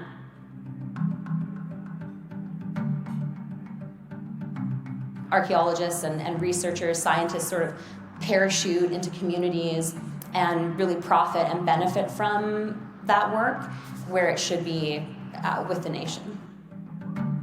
When I started in 2016 with Williams Lake First Nation, we just decided that at that point we needed to start developing a company for Indigenous-led archaeology services. I've been working with sugarcane ever since I graduated in 2020, and this is about my 4th field season. I would just like people to know how important it is. Just working for the people of the land, making sure all the work is done right. Proof of the history, anyway. Yeah. Exploring the land and just seeing everything and finding artifacts and village sites are amazing to see. This is my 3rd year in archaeology, and it's been amazing. Finding parts of our culture that have been gone for a while. It's just another way to learn more about our culture and learn more about our land, because you never get to go out, most people don't get to go out. Oh yeah, adventure every day. It also brings that economic opportunity back to the nation where it should be. This company's helped me a lot. They let me go to treatment. They helped me get my learners. They just helped me outside in life. So the main reason that I came to British Columbia is because during my 5 years working in Ontario, most of the nations in Ontario are under treaty, and so the nations don't have the same rights and abilities at the table that nations in BC do have. So coming here to work for a non-treaty nation is not just about showing other communities in British Columbia what can be done, but it's showing communities across Canada what's possible. Here it's possible for a First Nation to own its own company, get it started, and really become successful and win this award. We're definitely going into a bigger step into our community, and I hope more people, younger generations, will be able to step foot into archaeology.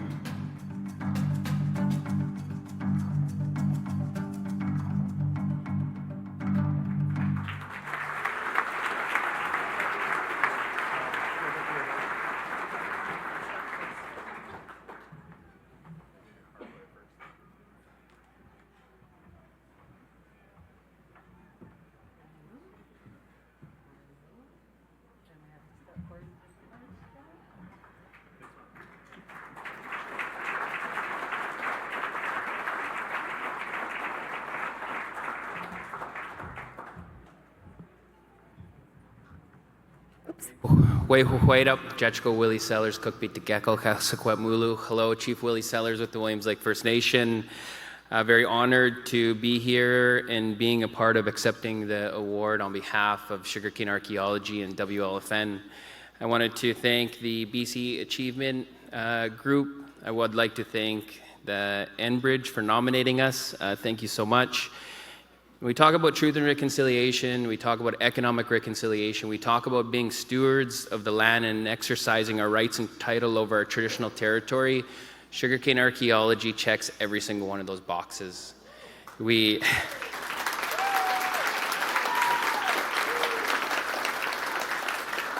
talk about creating niches and opportunity for our youth, and that's exactly what this company has done, and we're very proud of what we've done since 2016 when Whitney came on board. Before I let her speak, I just wanted to tell a story. When we decided to create an ARC company, the timing was really good. There was a pole replacement project happening with hydro, and we had, sorry, this light's blinking, but I'm gonna take a couple extra seconds. Do not cue the music yet. There was over 100 poles that needed to be replaced. So we started discussions with Altec on a direct award for that, with hydro, on that opportunity. And we went into the negotiation room, and it was me and my friend, Kirk Tressler. I was working in economic development at the time as a special project coordinator, and we had a couple of demands. We said, we want lights at our ball diamond, done. We want a percentage of gross, done. We want a truck for our archaeology company, which we hadn't started yet. Done, he says. We walked out of that room and we were thinking, wow, we should have asked for more. And it was that truck that got us Whitney Spearing, and it is that truck that started this journey of this amazing success story, which is Sugarcane Archaeology, and I want to introduce Whitney Spearing next to the stage.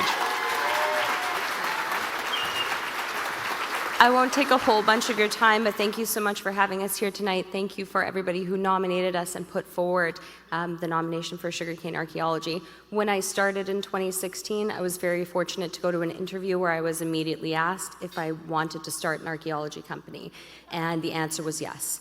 Taking heritage management out of the corporate sphere and bringing it back to the nation is critical for First Nations moving forward across the country.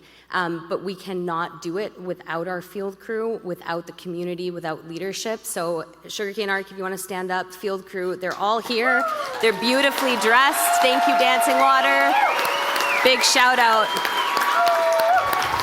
These are the guys that teamwork makes the dream work, slogging through the forest to make it happen. So thank you all. I raise my hands to you.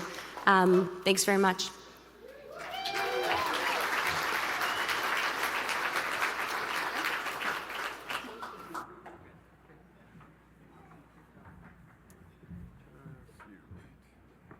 Congratulations again, Sugarcane.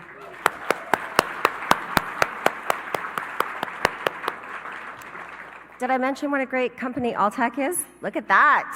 Woo!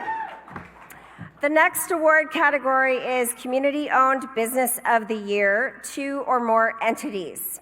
And this year's winner is Tiičma Enterprises. Please welcome to the stage Legislative Vice Chief Matthew Jack and Gary Wilson.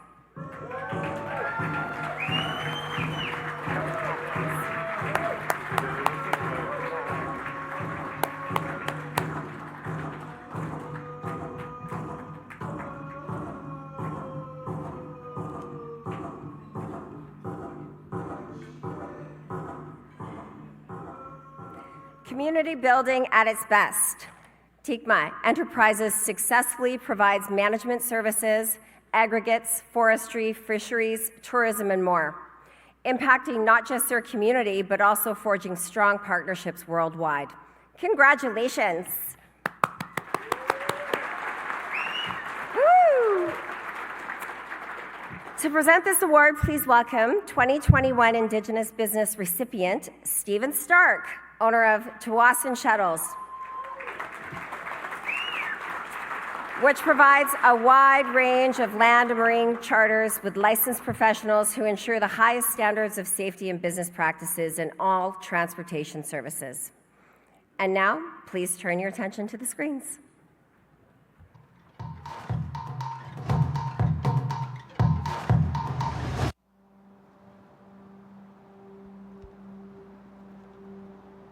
We're a tiny nation on the edge of Vancouver Island, and anytime we get to talk about where we're from and show where we're from, it means so much. The purpose for Tiičma by Kayuka Checklist was to establish and rebuild the economy in their territory and beyond. They wanted to create their own source of revenue to develop not only their businesses but their economy.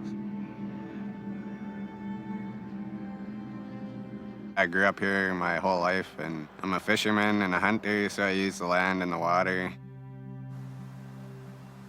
We have our fisheries department, we have our education department, we have all these other departments and directors now. We have directors that can sit in these roles. With the kayaking business out at Spring Island there, we just recently acquired that within the past couple years, and that's been going, building the businesses we currently have and trying to acquire new ones.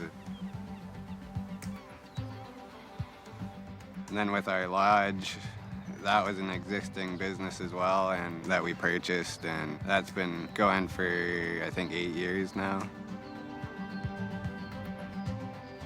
We're way out in the woods. We're literally from the bush, so we're far away from any kind of paved roads, any kind of malls. But, you know, this is home. This is life. I always say home is medicine. And whenever I'm home, I always feel that energy is just the positivity. Think about how it's going to affect our environment. We try to incorporate our teachings that we were taught of, because we're natural caregivers to our lands and our waters, from our rivers to our lakes. We're also looking into the future about how we can reduce our carbon footprint. So we're developing partnerships with organizations that want to bring clean energy, net zero waste development.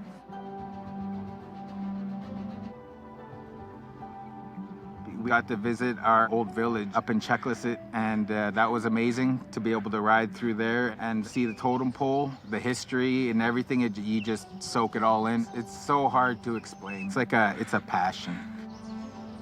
As far as Tiičma goes, like just striving for economic independence and trying to gain as much control over our traditional territory as possible. We can't rely on logging. We can't rely on fishing.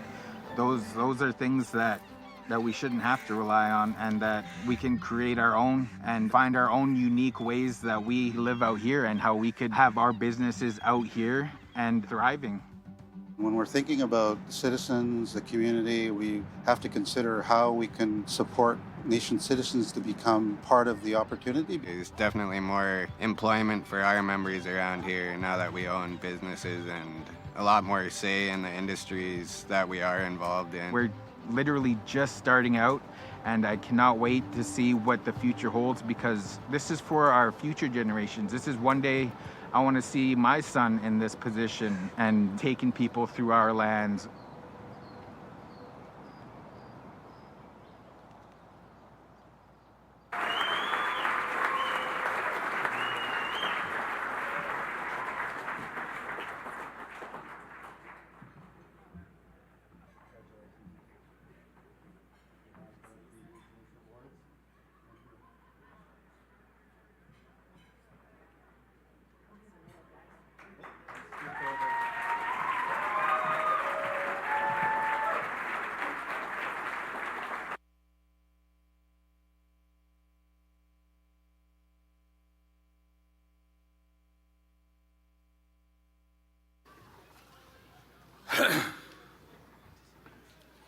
Wow, what an honor to be here and accept this on behalf of our nation. I guess first of all, thank you to respected chiefs and elders of the area, and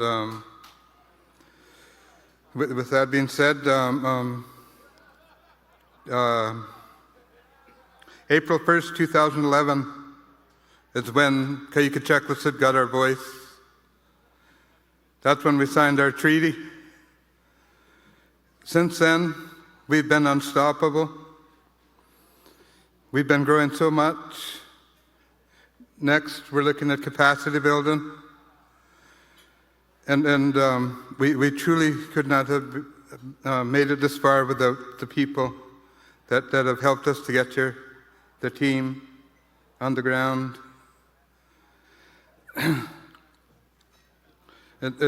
I'm just so humbled to be here, and on behalf of KCFN Legislature, KCFN Holdings Board, our group of businesses, Tiičma Enterprises, and the KCFN community, I wish to thank Radcliffe and Associates, our legal counsel, for your kind nomination, BC Achievement Foundation, and our peers on selection committee in particular.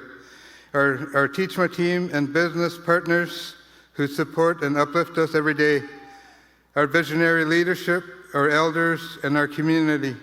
We are truly humbled and proud to have received such an honorable award. Kleko, kleko, Tiičma Enterprises.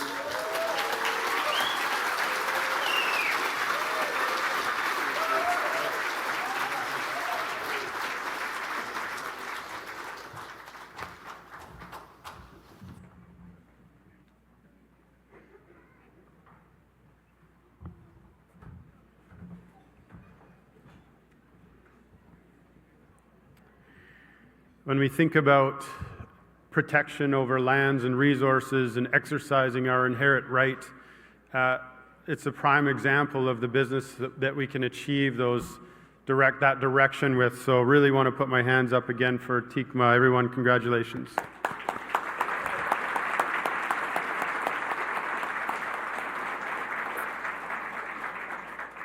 We have now come to the final award for this evening, the Award of Distinction. I'm honored to have received this designation in 2022. The award of, I didn't put that in there. The award of distinction is presented to a person who, over their career, has made a significant difference in the Indigenous business community through their entrepreneurial endeavors, and in doing so, serves as a leader, role model, mentor, and inspiration.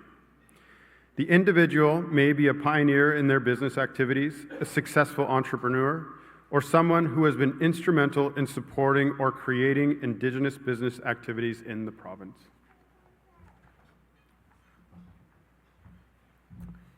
On the screens is a list of all the past award of distinction recipients. A number of you are in the crowd this evening or watching from home. If I can please ask you to stand to be recognized. Chief Dave Jimmy, Carol Ann Hilton, Paulette Flamond, Ruth Williams. Woo!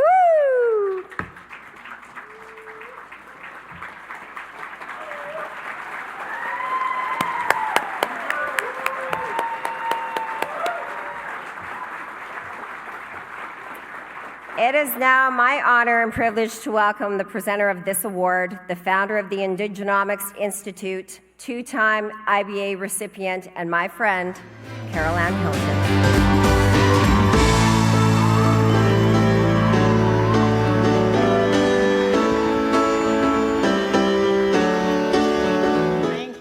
Gina and Jimmy. Gina, that dress though. Hello to everyone. My personal congratulations to the awardees recognized this evening. My heart is bursting. It's wonderful to see so many alumni here as well. To watch the length that this award program has gone out. My hands up to the BC Achievement Foundation for your focus on Indigenous business excellence. Our hands up to you.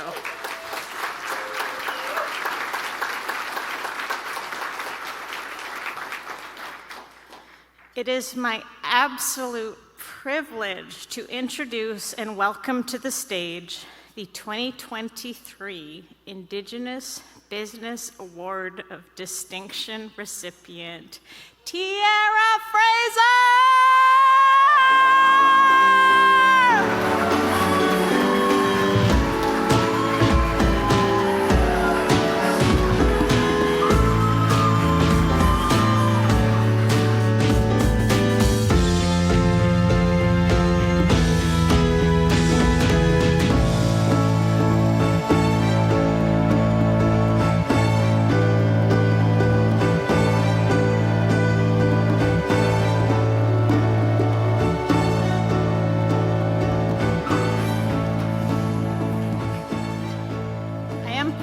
To call Tiara my friend and colleague. Inspired leadership is present in all Tiara undertakes. Her journey from the 2012 IBA recognition of her aerial survey company to breaking industry norms with Canada's first 100% Indigenous-owned airline.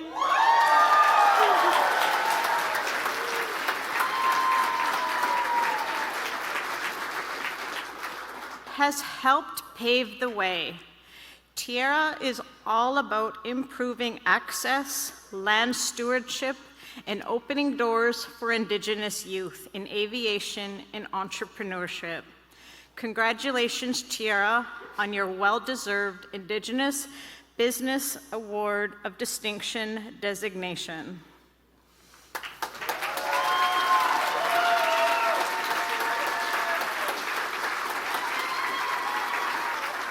And now, please turn your attention to the screens.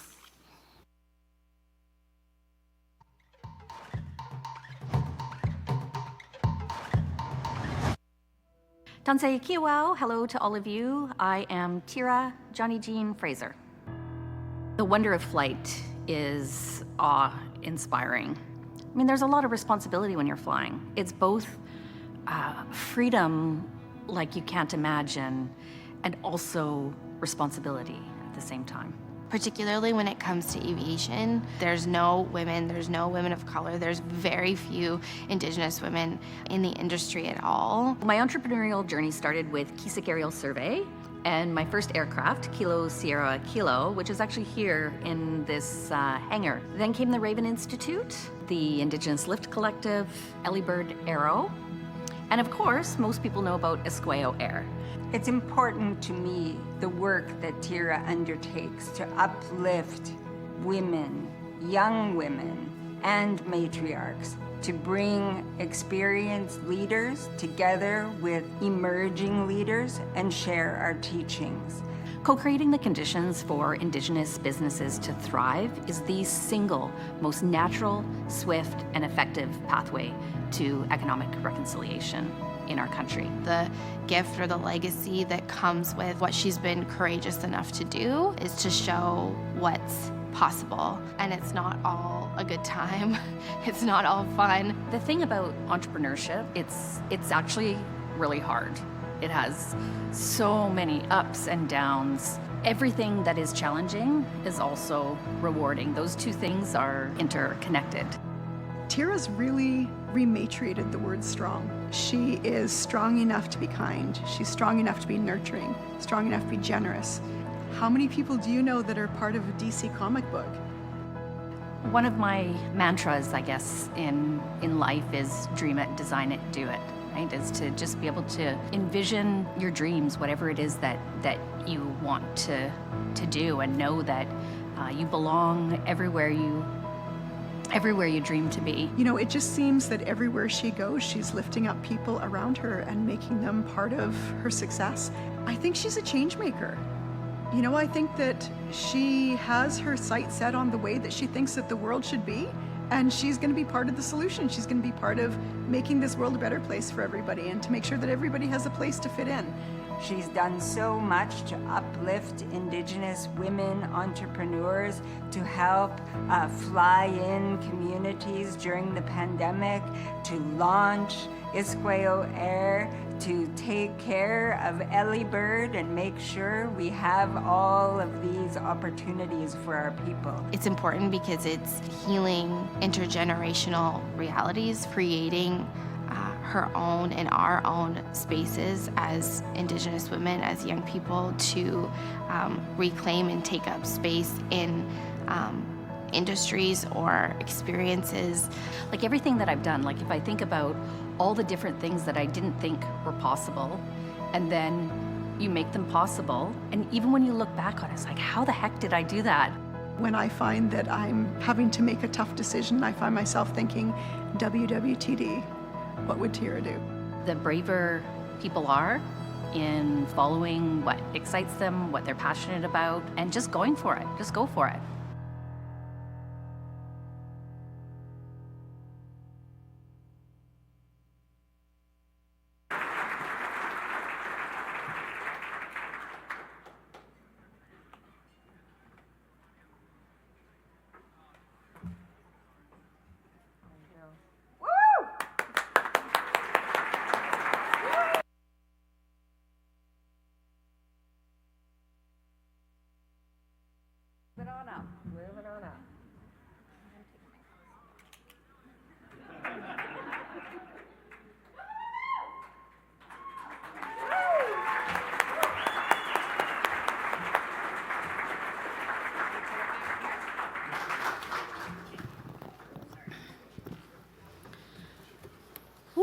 Okay.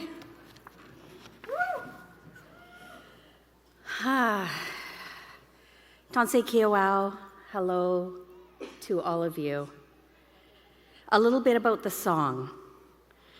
I was a 19-year-old girl, a high school dropout, going nowhere, on a slippery path into bad places, and most certainly voted least likely to succeed.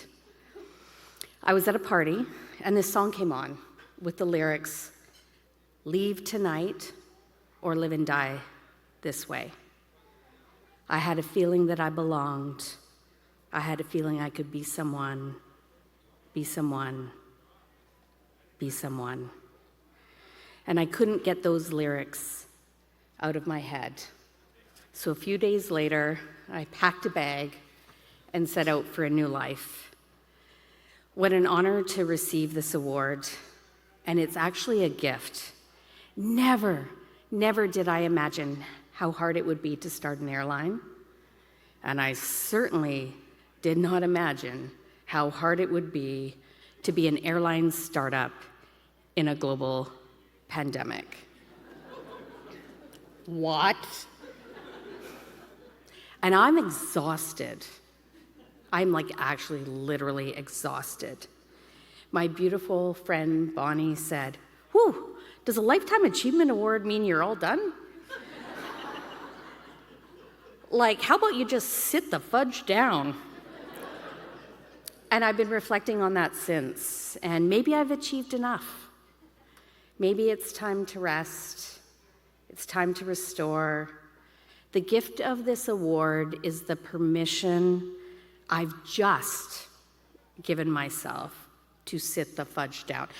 Anyone who knows me knows that that's really hard for me to say fudge and not the other word. But it's recorded.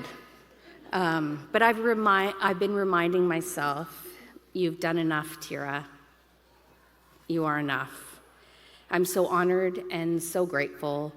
Everything that I am, everything that I have done is because of those who came before me and those who uplift me. I am because you are. Thank you to my ancestors on my mom's side, my mom Nora, my grandmother Dorothy Munich, my grandfather John Munich. On my dad's side, my Métis family line, my dad Smokey, my grandfather Ned. And I'd like to honor the matriarchs in my Métis family line, many that were Cree speaking. Eliza Jane Ludet, Ellen Flett, Flora Rowland, Nancy Beaudry, Jay McDougall, Betsy Ballantyne. This is my sneaky way of finding more cousins tonight. Thank you for all that nominated me. Thank you to all those that uplifted me.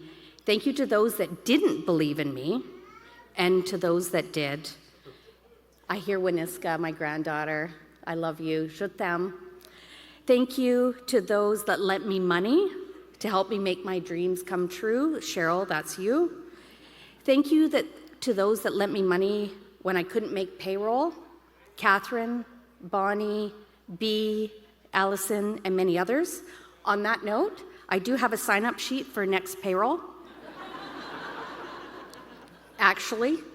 Thank you to the Esqueo Air and Ellie Bird Aero teams. Thank you to Auntie Bubs, Auntie Betty, and Uncle Harold for being here. Thank you to the 4652 crew, Kiana, Tiffany, Winiska, Jody, Ravi, Keaton, and Trevin. Trevin, my husband, thank you for showing me what it means to be loved by a partner. I have waited my whole life to be loved like this. My whole life. And I choose you every day. That's my wife.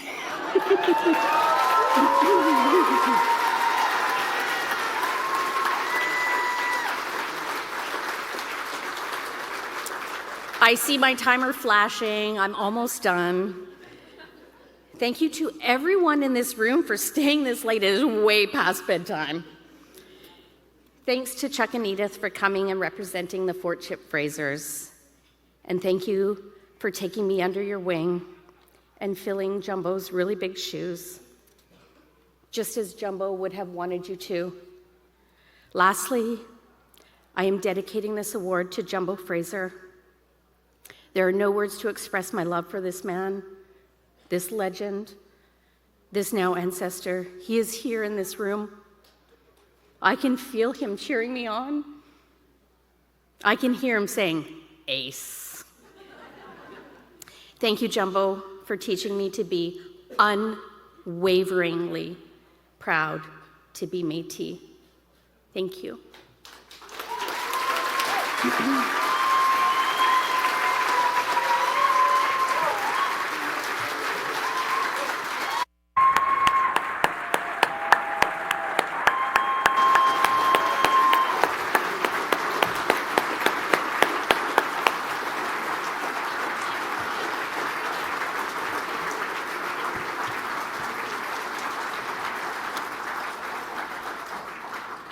Thank you, Tiara. So well deserved. You're the Indigenous maverick. You're Top Gun.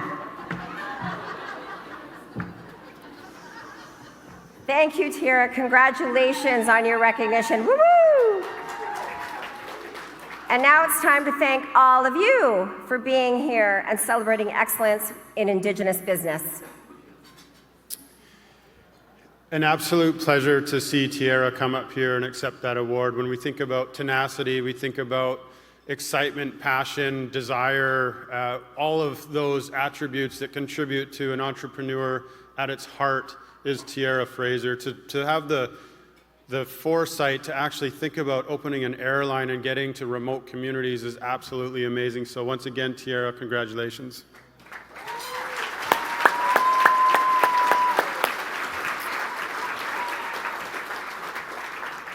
Congratulations to all of the 2023 awardees. It's been a privilege to honor you, tell your entrepreneurship stories of success, and celebrate your contributions to building a stronger and more resilient community throughout the province of British Columbia. And don't forget to nominate a business. We can only recognize companies that we are made aware of, and I know everybody knows somebody in this room and has a connection to a business that is doing some amazing work to help communities or help individuals, so please nominate.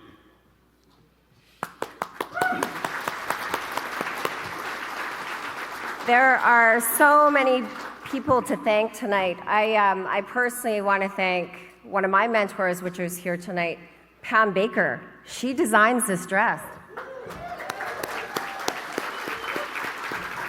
Pam Baker Nicholas is a Squamish Nation designer, touch of culture. She's Squamish, she's Quagulf, and the most amazing person. It was funny because I told a story last year about my son when I went to school and I was all dressed up and his teacher said, "You're so lucky, you have such a pretty mom." And my 10-year-old said, "She doesn't always look like this."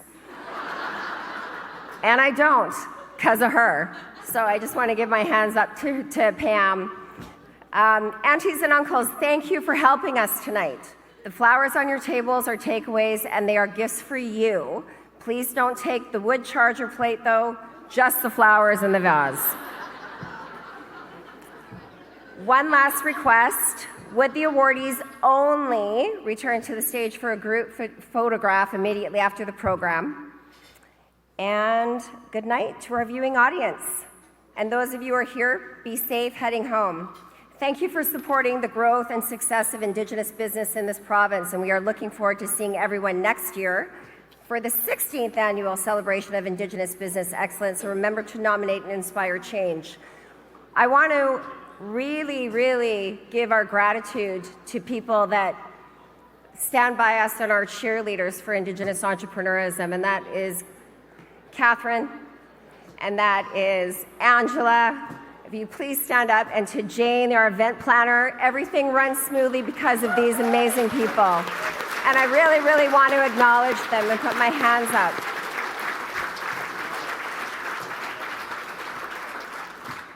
That's all. I love ya. Mwah. Thanks, everybody, and thanks again, Gina, for being an amazing co-host. A privilege for me to come up. My first time, clearly, as you heard through my calling myself out on my own pause. But really appreciated everyone who's in the room to acknowledge all of those awardees, acknowledge all of the nominations, acknowledge all of the hard work that is put into these businesses that are here tonight. So once again, thank you, everybody, and really appreciate all of the support. Have a good evening. And to the best co-host, Chief Dave Jimmy.